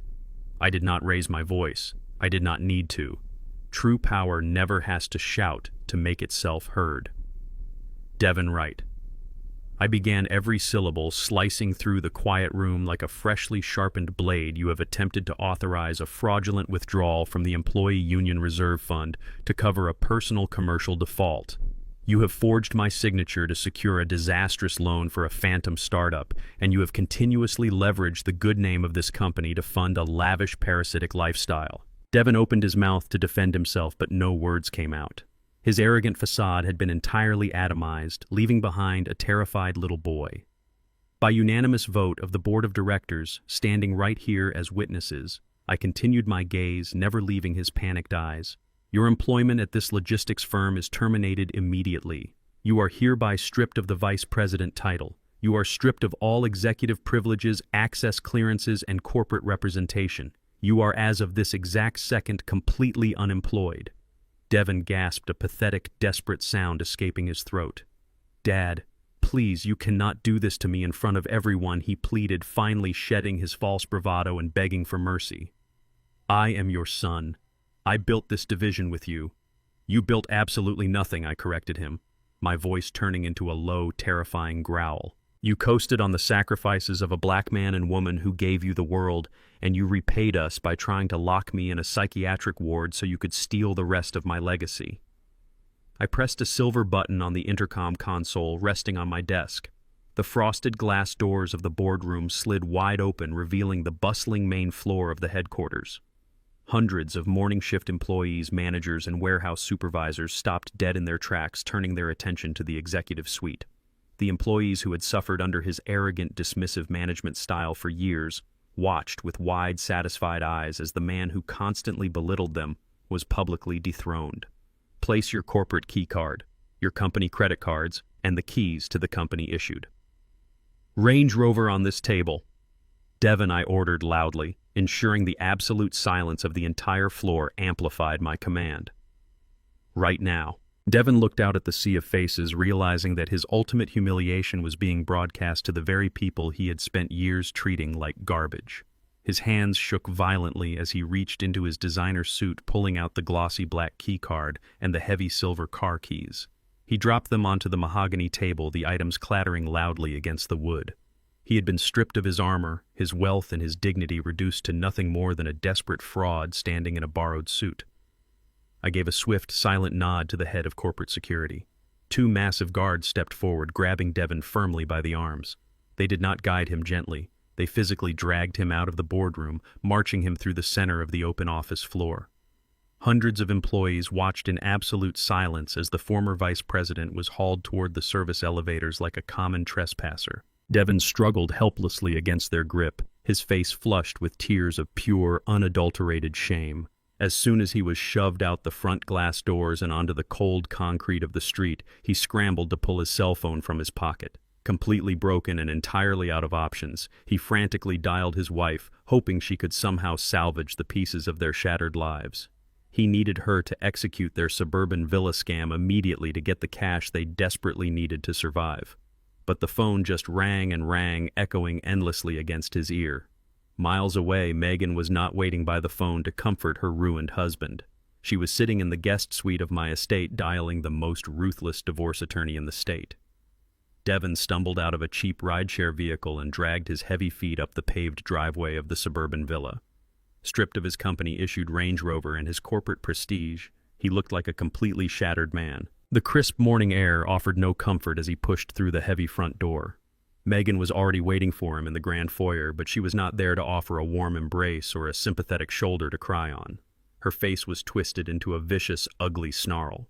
The news of his humiliating public termination had already ripped through their elite social circles like a wildfire.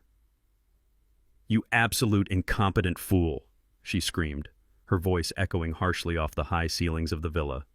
"I just received a text message from a friend at the country club. Everyone in the city knows Tobias threw you out of the building like a common thief. You promised me you had this situation under control. You promised me we were taking over the logistics empire today. Instead, you let an injured old man strip you of your title, your car, and your dignity in front of hundreds of employees." Devon slumped onto the tufted entryway bench, burying his face in his trembling hands. Megan, pacing the marble floor like a caged predator, showed absolutely zero sympathy for her husband. "I tied my youth and my reputation to a powerful vice president," she spat, pacing furiously.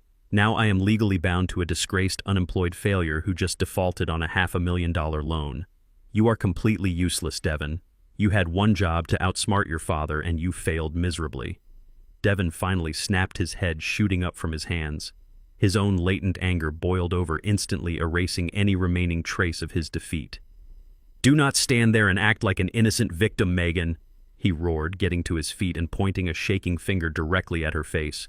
"The only reason I am sitting in this massive financial crater is because of you and your grifter brother. I forged my father's name to fund Kyle and his fake tech startup because you manipulated me into doing it. You pushed me to hire that corrupt doctor. You pushed me to confront him in his bedroom last night. We are in this mess together, and you are equally responsible." Megan let out a cold, sharp laugh, crossing her arms tightly over her cashmere sweater. "We are not in anything together anymore, Devon," she replied, her voice dripping with pure, unadulterated venom.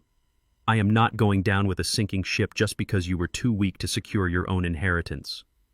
The bitter argument raged through the empty house, completely shattering the fragile illusion of their perfect marriage. They hurled vicious insults, tearing at each other's deepest insecurities and exposing the shallow, materialistic foundation of their relationship.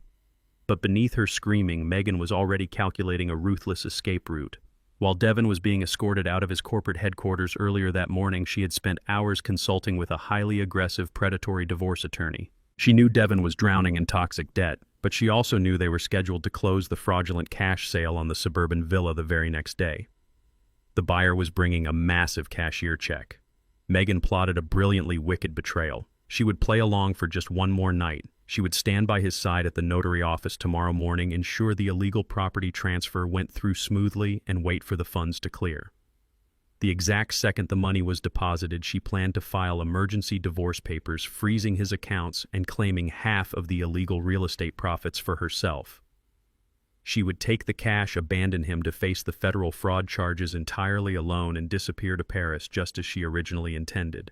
She looked at her husband with absolute contempt. "I am going to pack our bags for tomorrow," she said, her voice dropping to a deceptively calm whisper. "We are going to the title office at 9. We sign the papers, we take the money, and we figure out the rest later." Devon, too exhausted and broken to argue, simply nodded blindly, trusting the woman who was actively plotting his absolute ruin. What Devon and Megan completely failed to realize was that they were plotting their corporate treason inside a property that still legally belonged to my trust. When I purchased the suburban villa years ago, I installed a state-of-the-art smart home security system to protect my investment. The interior surveillance cameras had been deactivated for their privacy, but the central intercom and ambient audio sensors remained fully operational. Sitting in my primary study miles away, I listened to their entire vicious screaming match through the encrypted security feed on my tablet. Nina stood quietly by my desk, monitoring my blood pressure as the high-definition audio streamed into the room. We listened as the argument finally subsided, and the sound of Megan retreating to the master bathroom echoed through the speakers.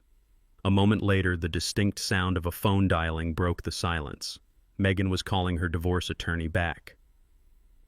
I want the financial injunction filed the exact second the funds hit the joint account. Megan whispered into the phone, her tone ruthless and calculating. He is walking into that notary office tomorrow completely blind. I will secure my 50% cut of the house sale and leave him holding the bag for the $500,000 corporate debt. Make sure the restraining order is ready so he cannot touch my offshore transfer. I tapped the screen, disconnecting the audio feed. A cold, satisfied smile spread across my face. They were no longer just fighting me. They were actively cannibalizing each other like starved animals. Nina shook her head in sheer disgust as she recorded my vitals on her medical chart. She is going to let him commit federal fraud and then rob him blind the moment the ink dries. Nina noted, her voice laced with professional detachment. It is incredibly vicious. I turned my wheelchair toward the grand window, looking out at the dark, peaceful estate. Let her try, I replied softly. I immediately picked up my phone and dialed Gregory Thorne. Gregory, I said as soon as he answered the line, Megan is planning to divorce Devon and steal half of the fraudulent sale proceeds tomorrow morning. I want to make sure she is sitting right next to him when the trap springs shut.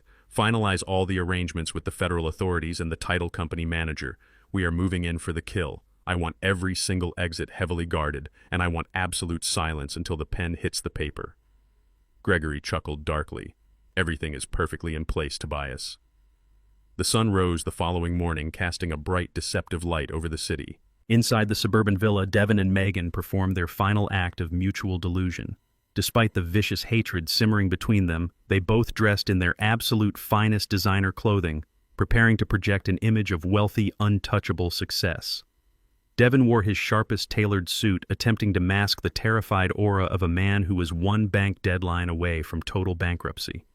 Megan draped herself in an elegant cashmere dress, carrying her favorite imported leather handbag, completely convinced she was about to secure her multi-million-dollar golden parachute.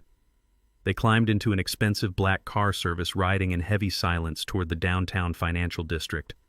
As they pulled up to the sleek glass facade of the title transaction office, they shared a brief, unified look of arrogant anticipation. They marched through the revolving doors, squaring their shoulders. They were absolutely certain they were moments away from signing a simple piece of paper and walking out with a massive multi-million-dollar check that would solve all their problems forever. The sleek glass walls of the downtown title office offered a panoramic view of the city skyline, but Devon and Megan only had eyes for the thick stack of legal documents resting on the polished mahogany table. The independent cash buyer, a wealthy real estate investor looking for a quick turnaround, sat across from them with a relaxed demeanor. He had brought exactly what they desperately needed, a certified cashier's check for $1.8 million. The escrow officer, a stern-looking woman in a gray suit, meticulously arranged the final transfer contracts. She placed a heavy gold pen right next to the signature line. Devon took a deep breath, adjusting the cuffs of his expensive tailored suit. He picked up the pen, feeling the cool metal against his sweating palms. This was his salvation. He pressed the ink to the heavy parchment paper and forged my exact signature with practiced precision. He signed the property transfer, the disclosure forms, and finally the financial receipt for the multi-million-dollar payout. As the notary stamped her official seal onto the paper, Devon let out a long, shuddering breath. He leaned back in his leather executive chair, and a smug, triumphant smile spread across his face. He actually believed he had done it. He thought he had successfully stolen my suburban villa, erased his $500,000 corporate debt, and secured his absolute freedom. Beside him, Megan stared hungrily at the certified check sliding across the table, her mind already calculating the exact moment she would file her emergency divorce injunction to steal her 50% cut and vanish to Paris. Devon reached out his hand, hovering mere inches above the life-saving check, but his fingers never touched the paper. The heavy frosted glass doors of the conference room were suddenly violently shoved open, hitting the rubber wall stoppers with a loud, sharp crack. The cheerful, professional atmosphere of the room evaporated in a single, terrifying second. I rolled my wheelchair directly through the threshold, my posture perfectly straight, my expression carved from solid ice. Gregory Thorne marched right beside me, clutching a thick black leather briefcase. Flanking us on either side were two imposing federal agents dressed in dark, immaculate suits with official badges clipped securely to their belts. The investor jumped out of his seat in sheer confusion, but Devon and Megan reacted as if they had just seen a ghost. Devon froze completely, his outstretched arm suspended mid-air, the triumphant smile sliding off his face to reveal a mask of pure, unadulterated horror. Megan gasped loudly, her manicured hand flying up to cover her mouth as all the color instantly drained from her cheeks. "Good morning, gentlemen," I said, my voice echoing with lethal authority in the confined space. "I apologize for interrupting this real estate closing, but I am afraid there is a significant issue with the paperwork." The escrow officer frowned, standing up defensively. "Excuse me, sir, you cannot just barge into a private signing. This is a closed transaction." Gregory Thorne stepped forward, placing his briefcase onto the edge of the mahogany table. "It is not a closed transaction," Ma'am Gregory corrected her, his tone dripping with absolute legal certainty. "My name is Gregory Thorne, and I am the senior legal counsel representing Mr. Tobias Wright, the sole lawful owner of the property being discussed today. The man sitting across from you is his son Devon Wright, who possesses zero legal authority to authorize the sale of the suburban villa. The documents you just stamped are entirely fraudulent." Devon scrambled out of his chair, knocking it backward onto the carpet. "Dad, what are you doing?" he stammered, his voice cracking in a pathetic display of panic. "You are confused. You are supposed to be at the house. We are just handling some administrative family matters for you." "Do not lie to me, Devon," I commanded, my voice dropping to a terrifyingly calm register that made the entire room stand perfectly still. "You are not handling administrative matters. You just committed federal grand larceny right in front of a licensed state notary." The lead federal agent stepped around the table, his eyes locked entirely on my son. "Sir, step away from the documents," the agent ordered, his voice carrying the heavy, unmistakable weight of law enforcement. The real estate investor, realizing he had almost been swindled out of nearly $2 million, immediately snatched his cashier's check back from the center of the table. "You told me this was a clean off-market family transfer," the investor shouted, glaring furiously at Devon. "You tried to sell me stolen property." Gregory unlatched his briefcase and pulled out the original certified property deeds alongside a verified sample of my actual signature. He placed them directly next to the freshly signed transfer contracts. He looked at the escrow officer, who was now visibly trembling. "Compare the signatures," Gregory instructed. "My client has not signed a single document regarding the sale of this villa. Devon bypassed a security vault yesterday and stole the physical title. He then orchestrated this rapid cash sale, intending to abscond with the funds before the county registrar could flag the illegal transfer." The notary inspected the signatures and gasped, realizing she had just unwittingly facilitated a massive financial crime. The federal agent did not waste another second. He pulled a pair of heavy steel handcuffs from his belt and marched directly toward Devon. "Devon Wright," the agent announced, grabbing my son by the shoulder and forcefully spinning him around. "You are under arrest for suspicion of wire fraud, grand larceny, and the federal forgery of real estate documents." Devon panicked, thrashing weakly against the agent's iron grip. "No, wait, you cannot do this," he cried out, tears of absolute terror welling in his eyes. "Dad, please tell them to stop. I had to do it. The bank was going to destroy me over that corporate loan. You have to save me. You have to call them off." The second agent grabbed his other arm, expertly twisting it behind his back and snapping the cold steel cuffs securely around his wrists. The sharp metallic click echoed like a gunshot in the silent room. I looked at my son, who was now openly weeping, as the agent began reciting his Miranda rights. "I am not saving you, Devon," I replied, my gaze completely devoid of any paternal warmth. "I warned you that actions have consequences. You chose to forge my name. Now you get to face the federal government entirely on your own." The crushing reality of federal prison completely shattered whatever remained of Devon's sanity. He slumped forward, crying uncontrollably as the agent secured his restraints, reading him his rights as his entire world collapsed around him. The secondary agent then turned his sharp, calculating gaze directly toward Megan, who was still sitting frozen in her leather chair. "Ma'am," the agent said, stepping toward her, "we are going to need you to come down to the bureau for questioning regarding your involvement in this conspiracy." Megan physically recoiled as if she had been burned.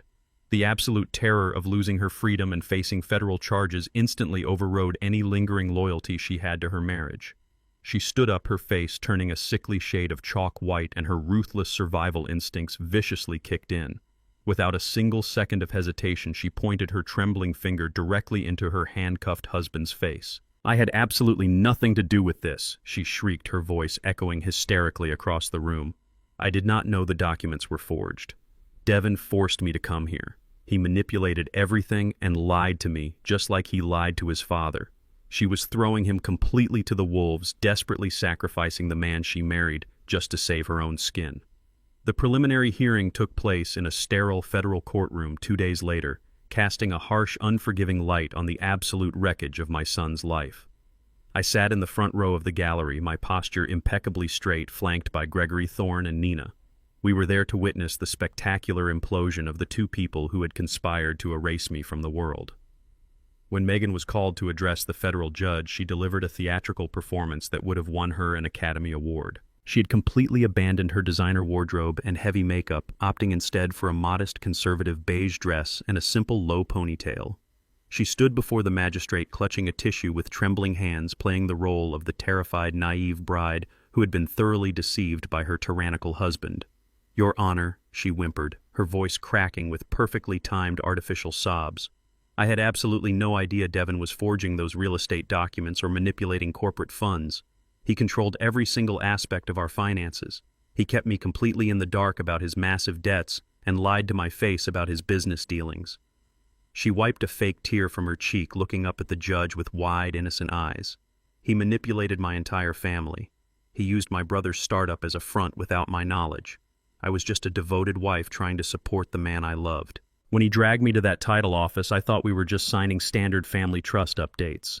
I was a hostage to his financial abuse, Your Honor. Please, you have to believe me. I am entirely innocent in this nightmare."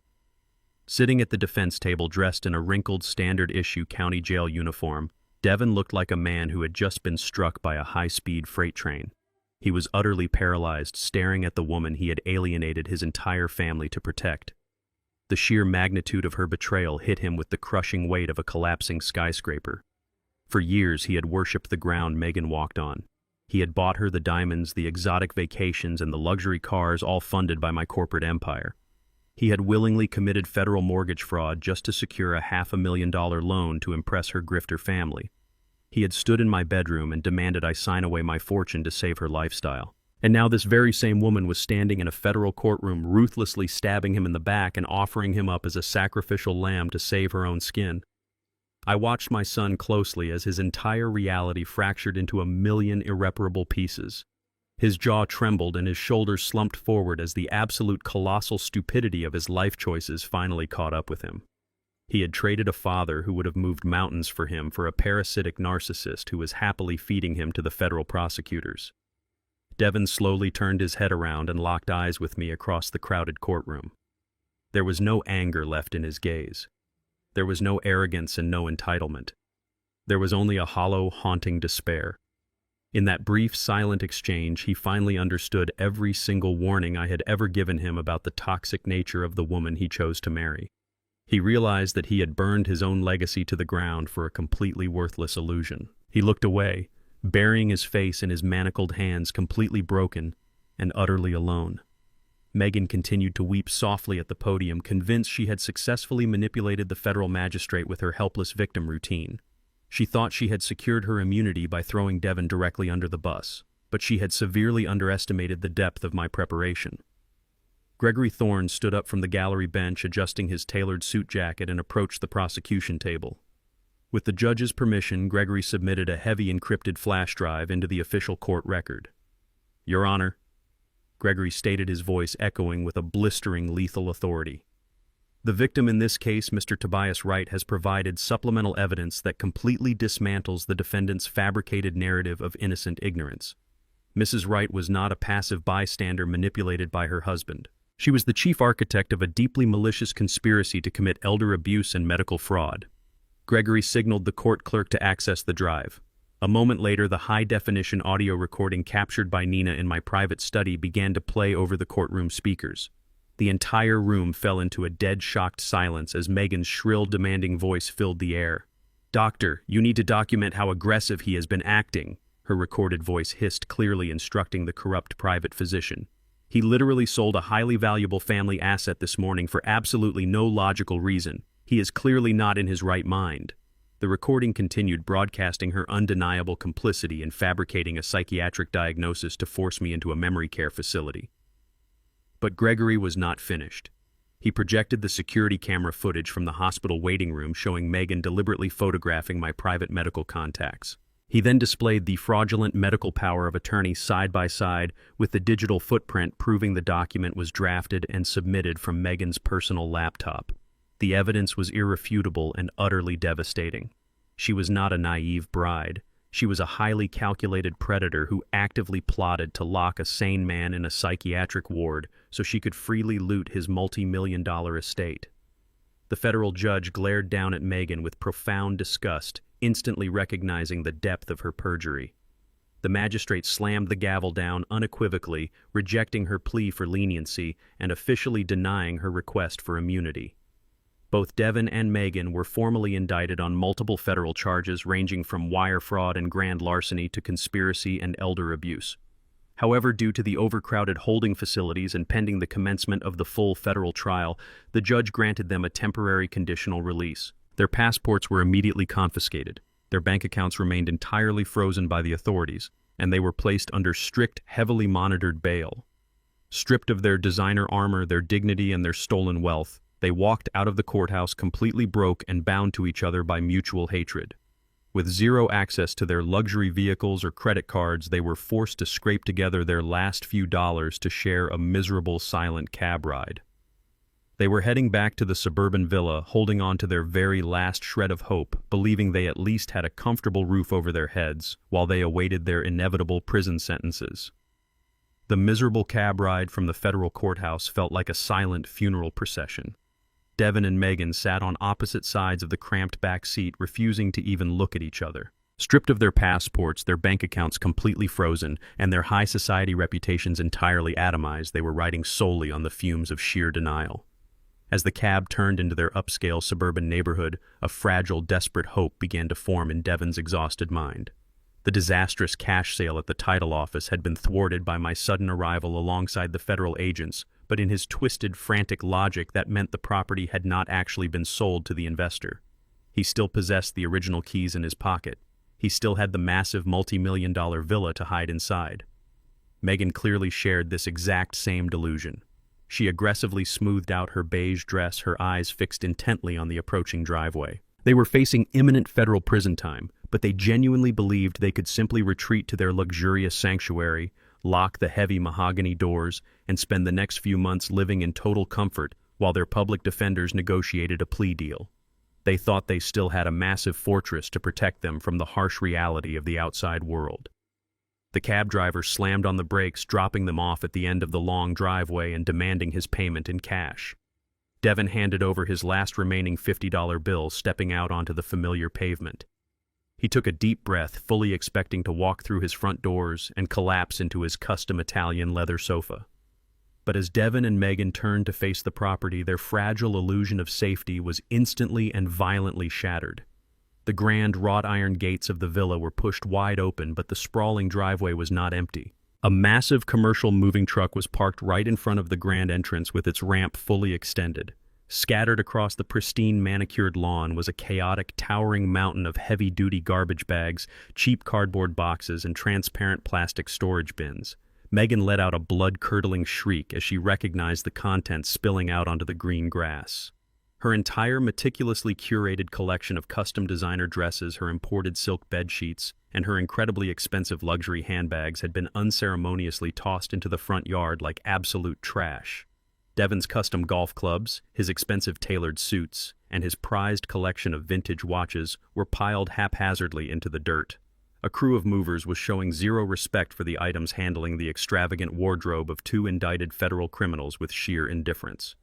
Devon sprinted forward, his face red with shock and unadulterated fury. "What do you think you are doing?" he bellowed at a burly worker carrying a massive flat-screen television out the front door. "Put that down right now. You are trespassing on private property. I am calling the police." Megan joined him, screaming hysterically as she tried to salvage a pair of crushed designer heels from the lawn. "You cannot evict us without a court order," she shrieked, her voice cracking with sheer panic. "We know our tenant rights. You have to give us a 30-day written notice." But as she screamed, her eyes drifted upward toward the heavy stone pillars framing the main security gate. The color drained from her face completely. Bolted securely into the masonry was a brand-new polished bronze plaque gleaming brightly in the afternoon sun. It read, "The Camille Wright Foundation for At-Risk Youth," in crisp, elegant lettering. Below it, a secondary metal sign was posted stating private charitable property, authorized personnel only. Devon stared at the bronze plaque, his breathing growing shallow and erratic. He could not comprehend what he was reading. The name of his late mother blazoned across a charitable foundation plaque on the very house he thought he owned. The heavy front door swung open again, but it was not another moving company employee carrying a box. A tall, sharp-looking man in a dark tailored suit walked out onto the front porch, flanked by two armed private security guards.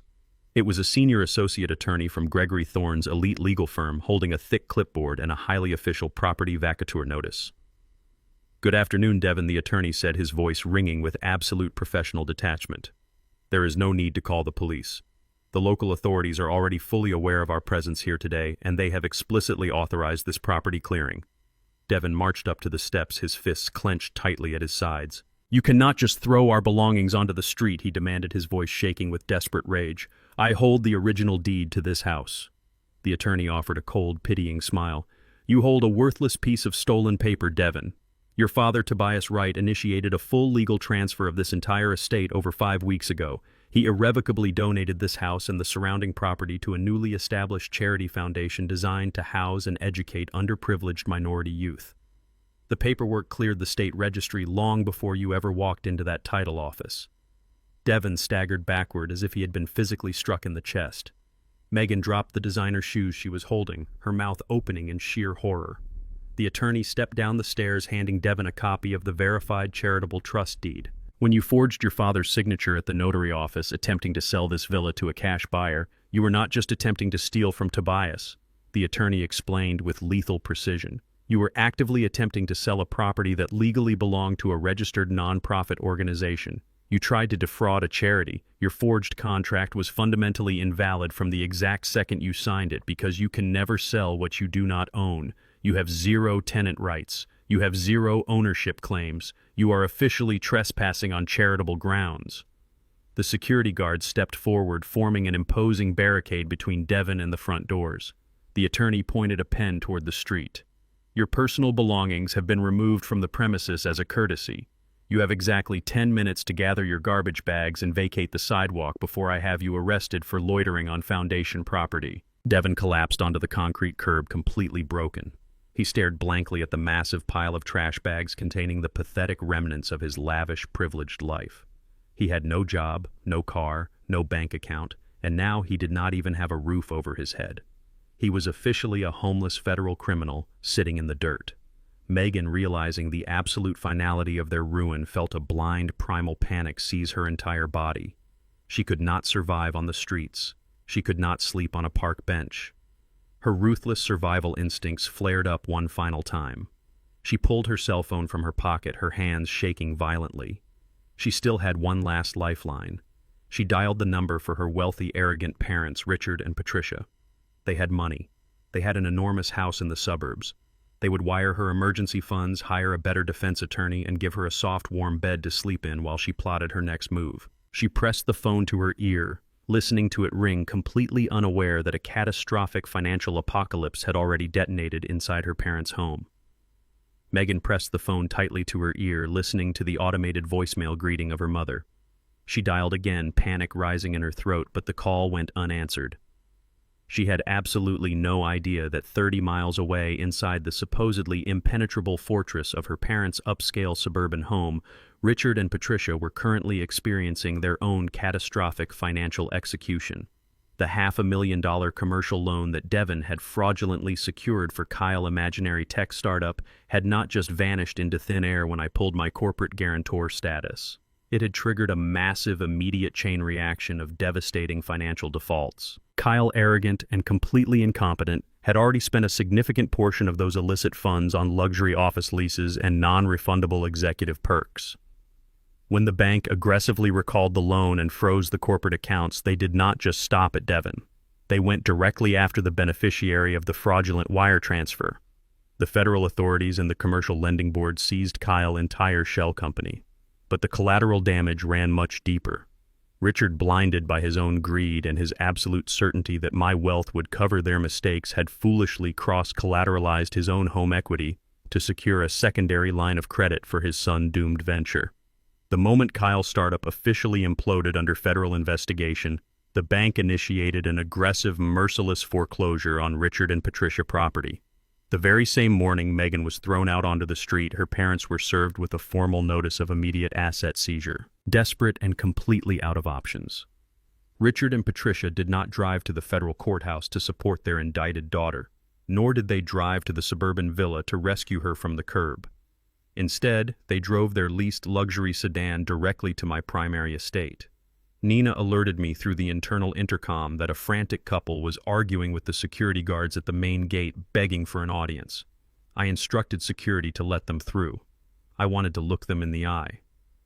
When Richard and Patricia were escorted into my grand sunroom, they were completely unrecognizable from the haughty, condescending socialites who had strutted through my dining room just days prior. Richard's face was flushed, his expensive golf shirt wrinkled and soaked with nervous sweat.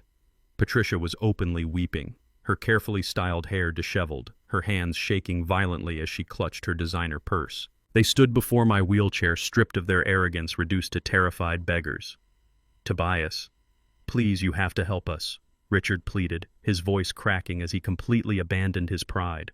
"The bank is seizing everything. They are foreclosing on our house today. Kyle is facing a federal indictment for receiving stolen funds, and they are threatening to liquidate my retirement accounts and my pension to cover the damages. You have billions of dollars, Tobias. $500,000 is nothing to you. It is pocket change." Patricia fell to her knees onto my Persian rug, sobbing uncontrollably. "We are going to be homeless, Tobias," she wailed, reaching out to grasp the armrest of my wheelchair. "You cannot let them do this to our family. We know Devon made a terrible mistake, and we know Megan was wrong, but you cannot punish us for their crimes. Please just authorize a wire transfer to clear the debt. Call the bank and tell them you are reinstating the corporate guarantor status. We will do anything you want. We will pay you back. Just save our home and keep our son out of federal prison." I looked down at the weeping woman on my floor and the desperate, broken man standing beside her. They were groveling, throwing away every ounce of their supposed superiority for a fraction of the wealth they had spent years silently despising me for. I did not flinch. I did not offer a comforting hand or a sympathetic word. I calmly reached over to the small mahogany table beside my chair, picked up my porcelain teacup, and took a slow, deliberate sip of Earl Grey. I let the silence stretch, forcing them to sit in the suffocating weight of their own humiliation. "I find this sudden display of humility deeply fascinating," Richard first finally said, my voice echoing with an absolute icy calm. I placed the teacup back onto its saucer with a sharp clink. "Just a few nights ago, standing in my formal dining room and drinking my vintage scotch, you loudly proclaimed that it was time to pass the torch to the younger, more capable generation. You boasted that it takes a sharp, modern mind to navigate today's corporate landscape, and you celebrated the fact that Devon was steering the ship away from my outdated business models." I leaned forward slightly, fixing my cold gaze on his terrified eyes. "Well, Richard, this is the modern corporate landscape. Your sharp, visionary son just drove his startup straight into a federal fraud investigation, and your highly capable son-in-law just bankrupted your entire family. Why are you coming to an outdated, senile old man to fix your brilliant, synergistic partnership?" Richard opened his mouth, stammering, trying to formulate a defense, but I immediately cut him off, turning my attention to the sobbing woman on my rug. "And you, Patricia," I continued, my tone dropping to a lethal whisper. "You patted my shoulder and told my entire dinner party that it was tragic to see me in a wheelchair. You mocked my cognitive state and assured me that I was in good hands and that you would make sure I was comfortable in my final years." I looked down at her with absolute, unwavering contempt. "I am perfectly comfortable, Patricia. The real tragedy is watching you kneel on my floor begging for a handout from the very black man you have spent years looking down upon. You built your entire identity on the illusion of supremacy, convinced that your status made you inherently better than me. But the moment the bank came calling, you rushed straight to my doorstep to beg for my money. I will not authorize a single wire transfer. I will not make a single phone call to save your home. You enabled your daughter greed. You celebrated my son theft. And you co-signed a fraudulent loan. Now you get to experience the absolute destruction of your own legacy. Get off my floor and get out of my house." The security guards immediately stepped forward, grabbing Richard by the arm and firmly instructing Patricia to stand up. They offered no resistance. Completely shattered and entirely out of options, Megan's parents were escorted out of my mansion, their heads hung low in utter disgrace. They walked out of my front doors, knowing they were returning to an empty, foreclosed house, officially joining their daughter in absolute financial ruin. The empire of lies they had built was entirely reduced to ash. I watched their leased car drive away, taking a final peaceful sip of my tea. The board was completely cleared. Every parasite that had attempted to feed on my legacy had been systematically eradicated. But the final chapter of this war was yet to be written. Weeks passed, the wheels of the federal justice system turning with slow, crushing inevitability. The day of the official sentencing finally arrived. I adjusted my tailored suit and headed to the downtown courthouse, ready to watch Devon and Megan face the ultimate, inescapable consequences of their monumental betrayal. The heavy oak doors of the federal courtroom swung open, and I rolled my wheelchair down the center aisle, positioning myself in the front row right behind the prosecution table. Gregory Thorne sat beside me, adjusting his tie with the quiet confidence of a man who had already won the war. At the defense table sat the hollow, broken remnants of my son and his wife. Devon and Megan were completely unrecognizable from the haughty elite socialites who had strutted through my mansion just a few months prior. Devon wore a cheap, ill-fitting suit that hung loosely on his shrinking frame, his shoulders slumped in utter defeat. The arrogance that used to radiate from him was entirely gone, replaced by a deep, trembling terror. Megan looked even worse. Stripped of her expensive blowout, her heavy designer makeup, and her imported silk dresses, she looked like a fragile, terrified ghost. Her blonde hair was tied back in a messy knot, and she gnawed nervously on her lower lip, her eyes darting frantically around the imposing courtroom. There was no trace of the vicious woman who had screamed at me in my bedroom or the cunning manipulator who had tried to lock me in a psychiatric ward. They were just two exhausted, broke criminals waiting for the heavy gavel of federal justice to smash their lives into dust. The federal judge, a stern woman with zero tolerance for white-collar fraud, peered down at them over her glasses, her expression promising absolute ruin. The judge called the court to order and invited me to deliver my victim impact statement before handing down the final sentencing. I locked the wheels of my chair, gripped the edges of the podium microphone, and looked directly at the two trembling figures across the room. I did not speak with anger or malice. I spoke with the chilling, absolute clarity of a father who had systematically dismantled his own bloodline to save his legacy. Your Honor, I began, my voice echoing clearly through the silent courtroom. The two individuals sitting before you attempted to steal a lifetime of my hard work. They forged federal documents, committed grand larceny, and conspired to strip away my fundamental human rights by fabricating a medical diagnosis. They did this out of pure, unadulterated greed. I paused, letting the weight of their crimes hang heavy in the air. Devon flinched, staring at the floor, unable to meet my eyes. However, I continued, my gaze shifting to the magistrate.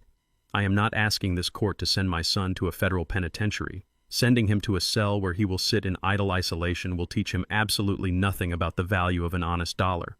Instead, I respectfully request a different form of restitution. I ask that Devon be sentenced to 2,000 hours of mandated, strictly supervised community service, and I request that this service be served exclusively at the Camille Wright Foundation for At-Risk Youth, the exact same property he fraudulently attempted to sell. Let him mop the floors, scrub the toilets, and serve meals inside the very luxury villa he once believed he was entitled to own. Let him learn what actual labor feels like under the supervision of the charity he tried to defraud. The judge raised an eyebrow, clearly impressed by the poetic, grueling nature of the proposed punishment. As for Megan, I stated, turning my cold gaze toward my former daughter-in-law, her primary role was facilitating the forgery and initiating the medical conspiracy. Since she has already surrendered every remaining asset to pay her legal fees and has cooperated with the prosecution against her husband, I leave her fate to the standard guidelines of this court. The judge nodded, taking my words into careful consideration. She leafed through the thick stack of plea agreements Gregory had aggressively negotiated with the defense. The trap was perfectly executed, and the sentence was about to be officially delivered. The judge slammed her wooden gavel down, commanding the room to total attention. Devon Wright, she announced, her voice booming with legal finality, based on the victim extraordinary request and your guilty plea to federal wire fraud, I am suspending your prison sentence. Instead, you are hereby sentenced to 5 years of strict federal probation and 2,000 hours of mandated manual labor at the Camille Wright Foundation. If you miss a single shift, if you are late by 1 minute, or if you violate any term of your probation, you will instantly serve the maximum 10-year sentence in a federal penitentiary. Devon visibly slumped over the defense table, letting out a ragged, humiliating sob of relief and sheer dread. He was spared the horrors of prison, but he was legally condemned to return to his former palace as a glorified janitor. The judge then turned her piercing glare toward Megan. Megan Wright, you are convicted of conspiracy to commit medical fraud and accessory to grand larceny.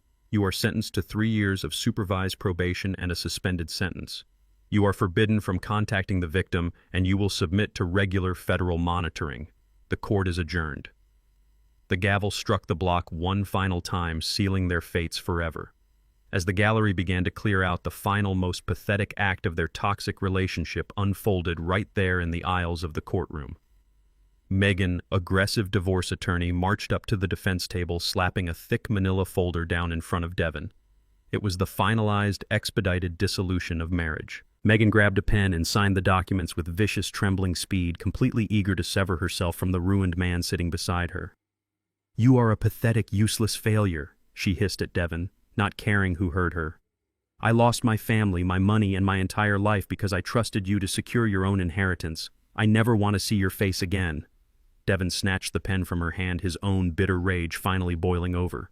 He scribbled his signature onto the divorce decree, severing their bond permanently. "You are a parasite, Megan," he spat back, his voice thick with venom and regret. "You drained me dry and threw me to the wolves. Go crawl back to your bankrupt parents." Without another word, Megan grabbed her cheap handbag and stormed out of the double doors, heading out into the city as a broke, convicted felon with absolutely zero prospects. Devon was escorted out through the side exit by his probation officer, beginning his long, humiliating journey to the bottom of the working class. They walked out of the courthouse in completely opposite directions, tearing each other to pieces until the very last second. I sat quietly in my wheelchair, watching the heavy wooden doors swing shut behind the two people who had conspired to erase my existence. The air in the courtroom suddenly felt incredibly light, completely purged of the toxic, suffocating greed that had poisoned my life for the past year. Gregory Thorne placed a reassuring hand on my shoulder, offering a rare, genuine smile of absolute victory. "We did it, Tobias," Gregory murmured quietly. "It is finally over." I nodded slowly, a profound, undeniable sense of peace washing over my healing body. I signaled to Nina, and she gently turned my wheelchair around, guiding me down the center aisle and out into the bright, sunlit corridor of the federal building. I took a deep, steadying breath of the fresh city air. I had successfully orchestrated the total destruction of an entitled, parasitic generation, ripping my legacy out of their fraudulent hands. But as the warm sunlight hit my face, I knew my work was not entirely finished. A brand new chapter was just beginning for the man who had single-handedly crushed his family only to rebuild it from the absolute ashes. The journey back to my sprawling estate was the most peaceful drive I had experienced in months. As the heavy wrought-iron gates swung open and the car glided up the manicured driveway, I looked at the massive stone facade of my home with an entirely new perspective. For weeks, the walls of this mansion had felt like a suffocating prison, crawling with the greedy whispers and toxic plots of a son and daughter-in-law who wanted me locked away in a psychiatric ward. Now, stepping through the grand double doors, I was met with a profound, absolute silence. It was not the heavy, suffocating quiet of a lonely old man abandoned by his family. It was the crisp, clean silence of total liberation. I rolled my wheelchair into the grand foyer, breathing in the familiar scent of lemon oil and polished mahogany. Nina walked quietly beside me, offering a respectful nod before heading to the kitchen to prepare my afternoon tea. The parasitic entities that had tried to drain my legacy dry had been surgically removed from the premises. There were no more fake smiles, no more hidden agendas, and no more arrogant demands echoing down the hallways. The air in my home was finally breathable again. I was alone, but for the first time in an incredibly long time, I was completely free. I had successfully defended the empire Camille and I built, and I had done it entirely on my own terms. A few days after the federal sentencing, Gregory Thorne arrived at the estate with a final stack of legal documents. We sat in my study, bathed in the warm afternoon light, finalizing a project that meant more to me than any commercial real estate deal or logistics contract. With a few deliberate strokes of my pen, I officially established the Camille Wright Memorial Scholarship Fund. I endowed the foundation with a massive initial contribution, ensuring that for decades to come, brilliant, underprivileged minority students would receive full-ride scholarships to top-tier universities. It was the perfect tribute to the woman who had stood by my side when we had absolutely nothing. Camille had always believed in building ladders for those coming up behind us, and now her name would forever be associated with opportunity and excellence rather than the greedy entitlement Devon had displayed. But the most significant victory of all involved my 7-year-old grandson. Following her federal conviction and subsequent highly publicized divorce, Megan had lost all leverage. Stripped of her financial resources and facing strict federal probation, she was forced to accept a grueling custody arrangement meticulously orchestrated by Gregory. My grandson was legally assigned to spend every single weekend and all major holidays at my estate. When the boy arrived that first Friday afternoon looking timid and unsure, I made sure the house was filled with his favorite toys and the smell of freshly baked cookies. Without his mother hovering over him, whispering toxic lies into his ear about his grandfather, the boy quickly blossomed. We spent hours in the sunroom building complex model airplanes and talking about his favorite subjects in school. I watched him laugh, completely shielded from the poisonous materialistic values Megan had tried to instill in him. He was safe inside the financial and emotional fortress I had built for him. I was personally ensuring that the right legacy would skip a generation, passing directly from me to a young boy who would be raised with the exact same values of hard work, humility, and respect that Camille and I had shared.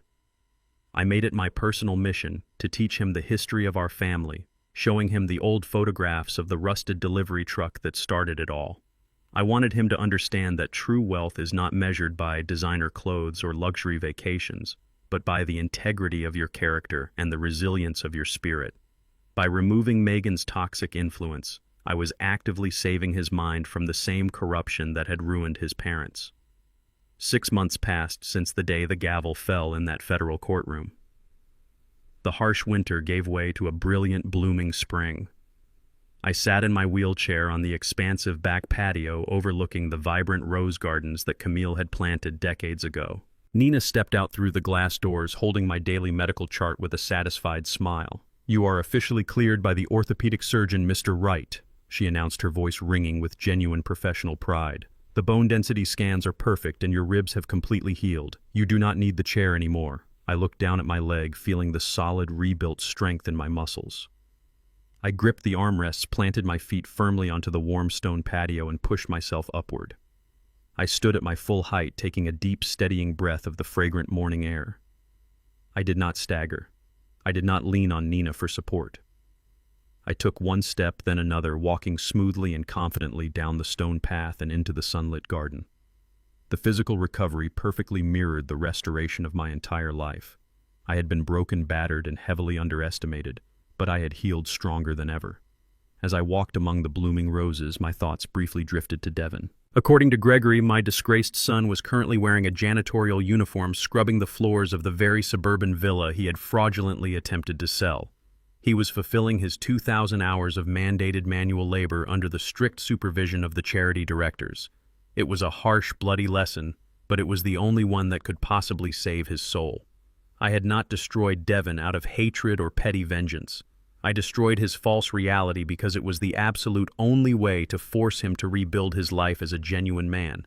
If he ever wanted to earn back a fraction of his self-respect, he would have to do it with a mop in his hands and sweat on his brow.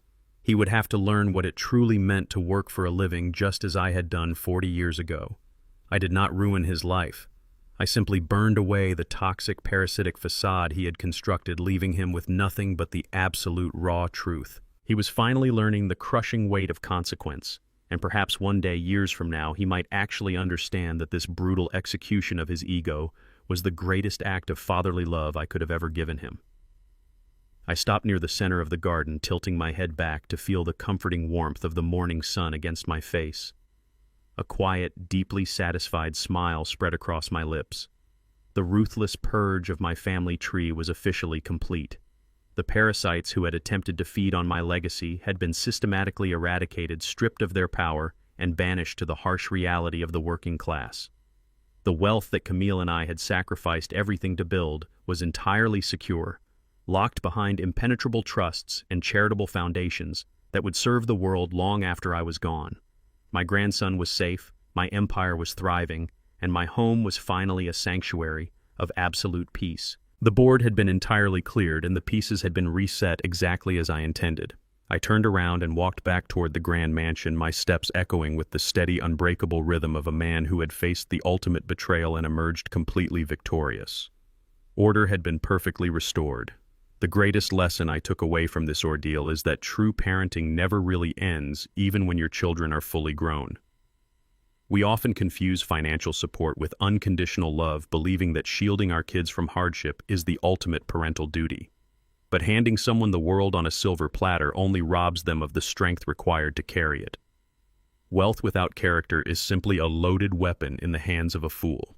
Sometimes the most profound act of love you can offer your family is the willingness to let them fall so they can finally learn how to stand on their own 2 feet. If you found value in my journey, please leave a comment below sharing your own experiences with setting firm family boundaries, and do not forget to subscribe for more stories.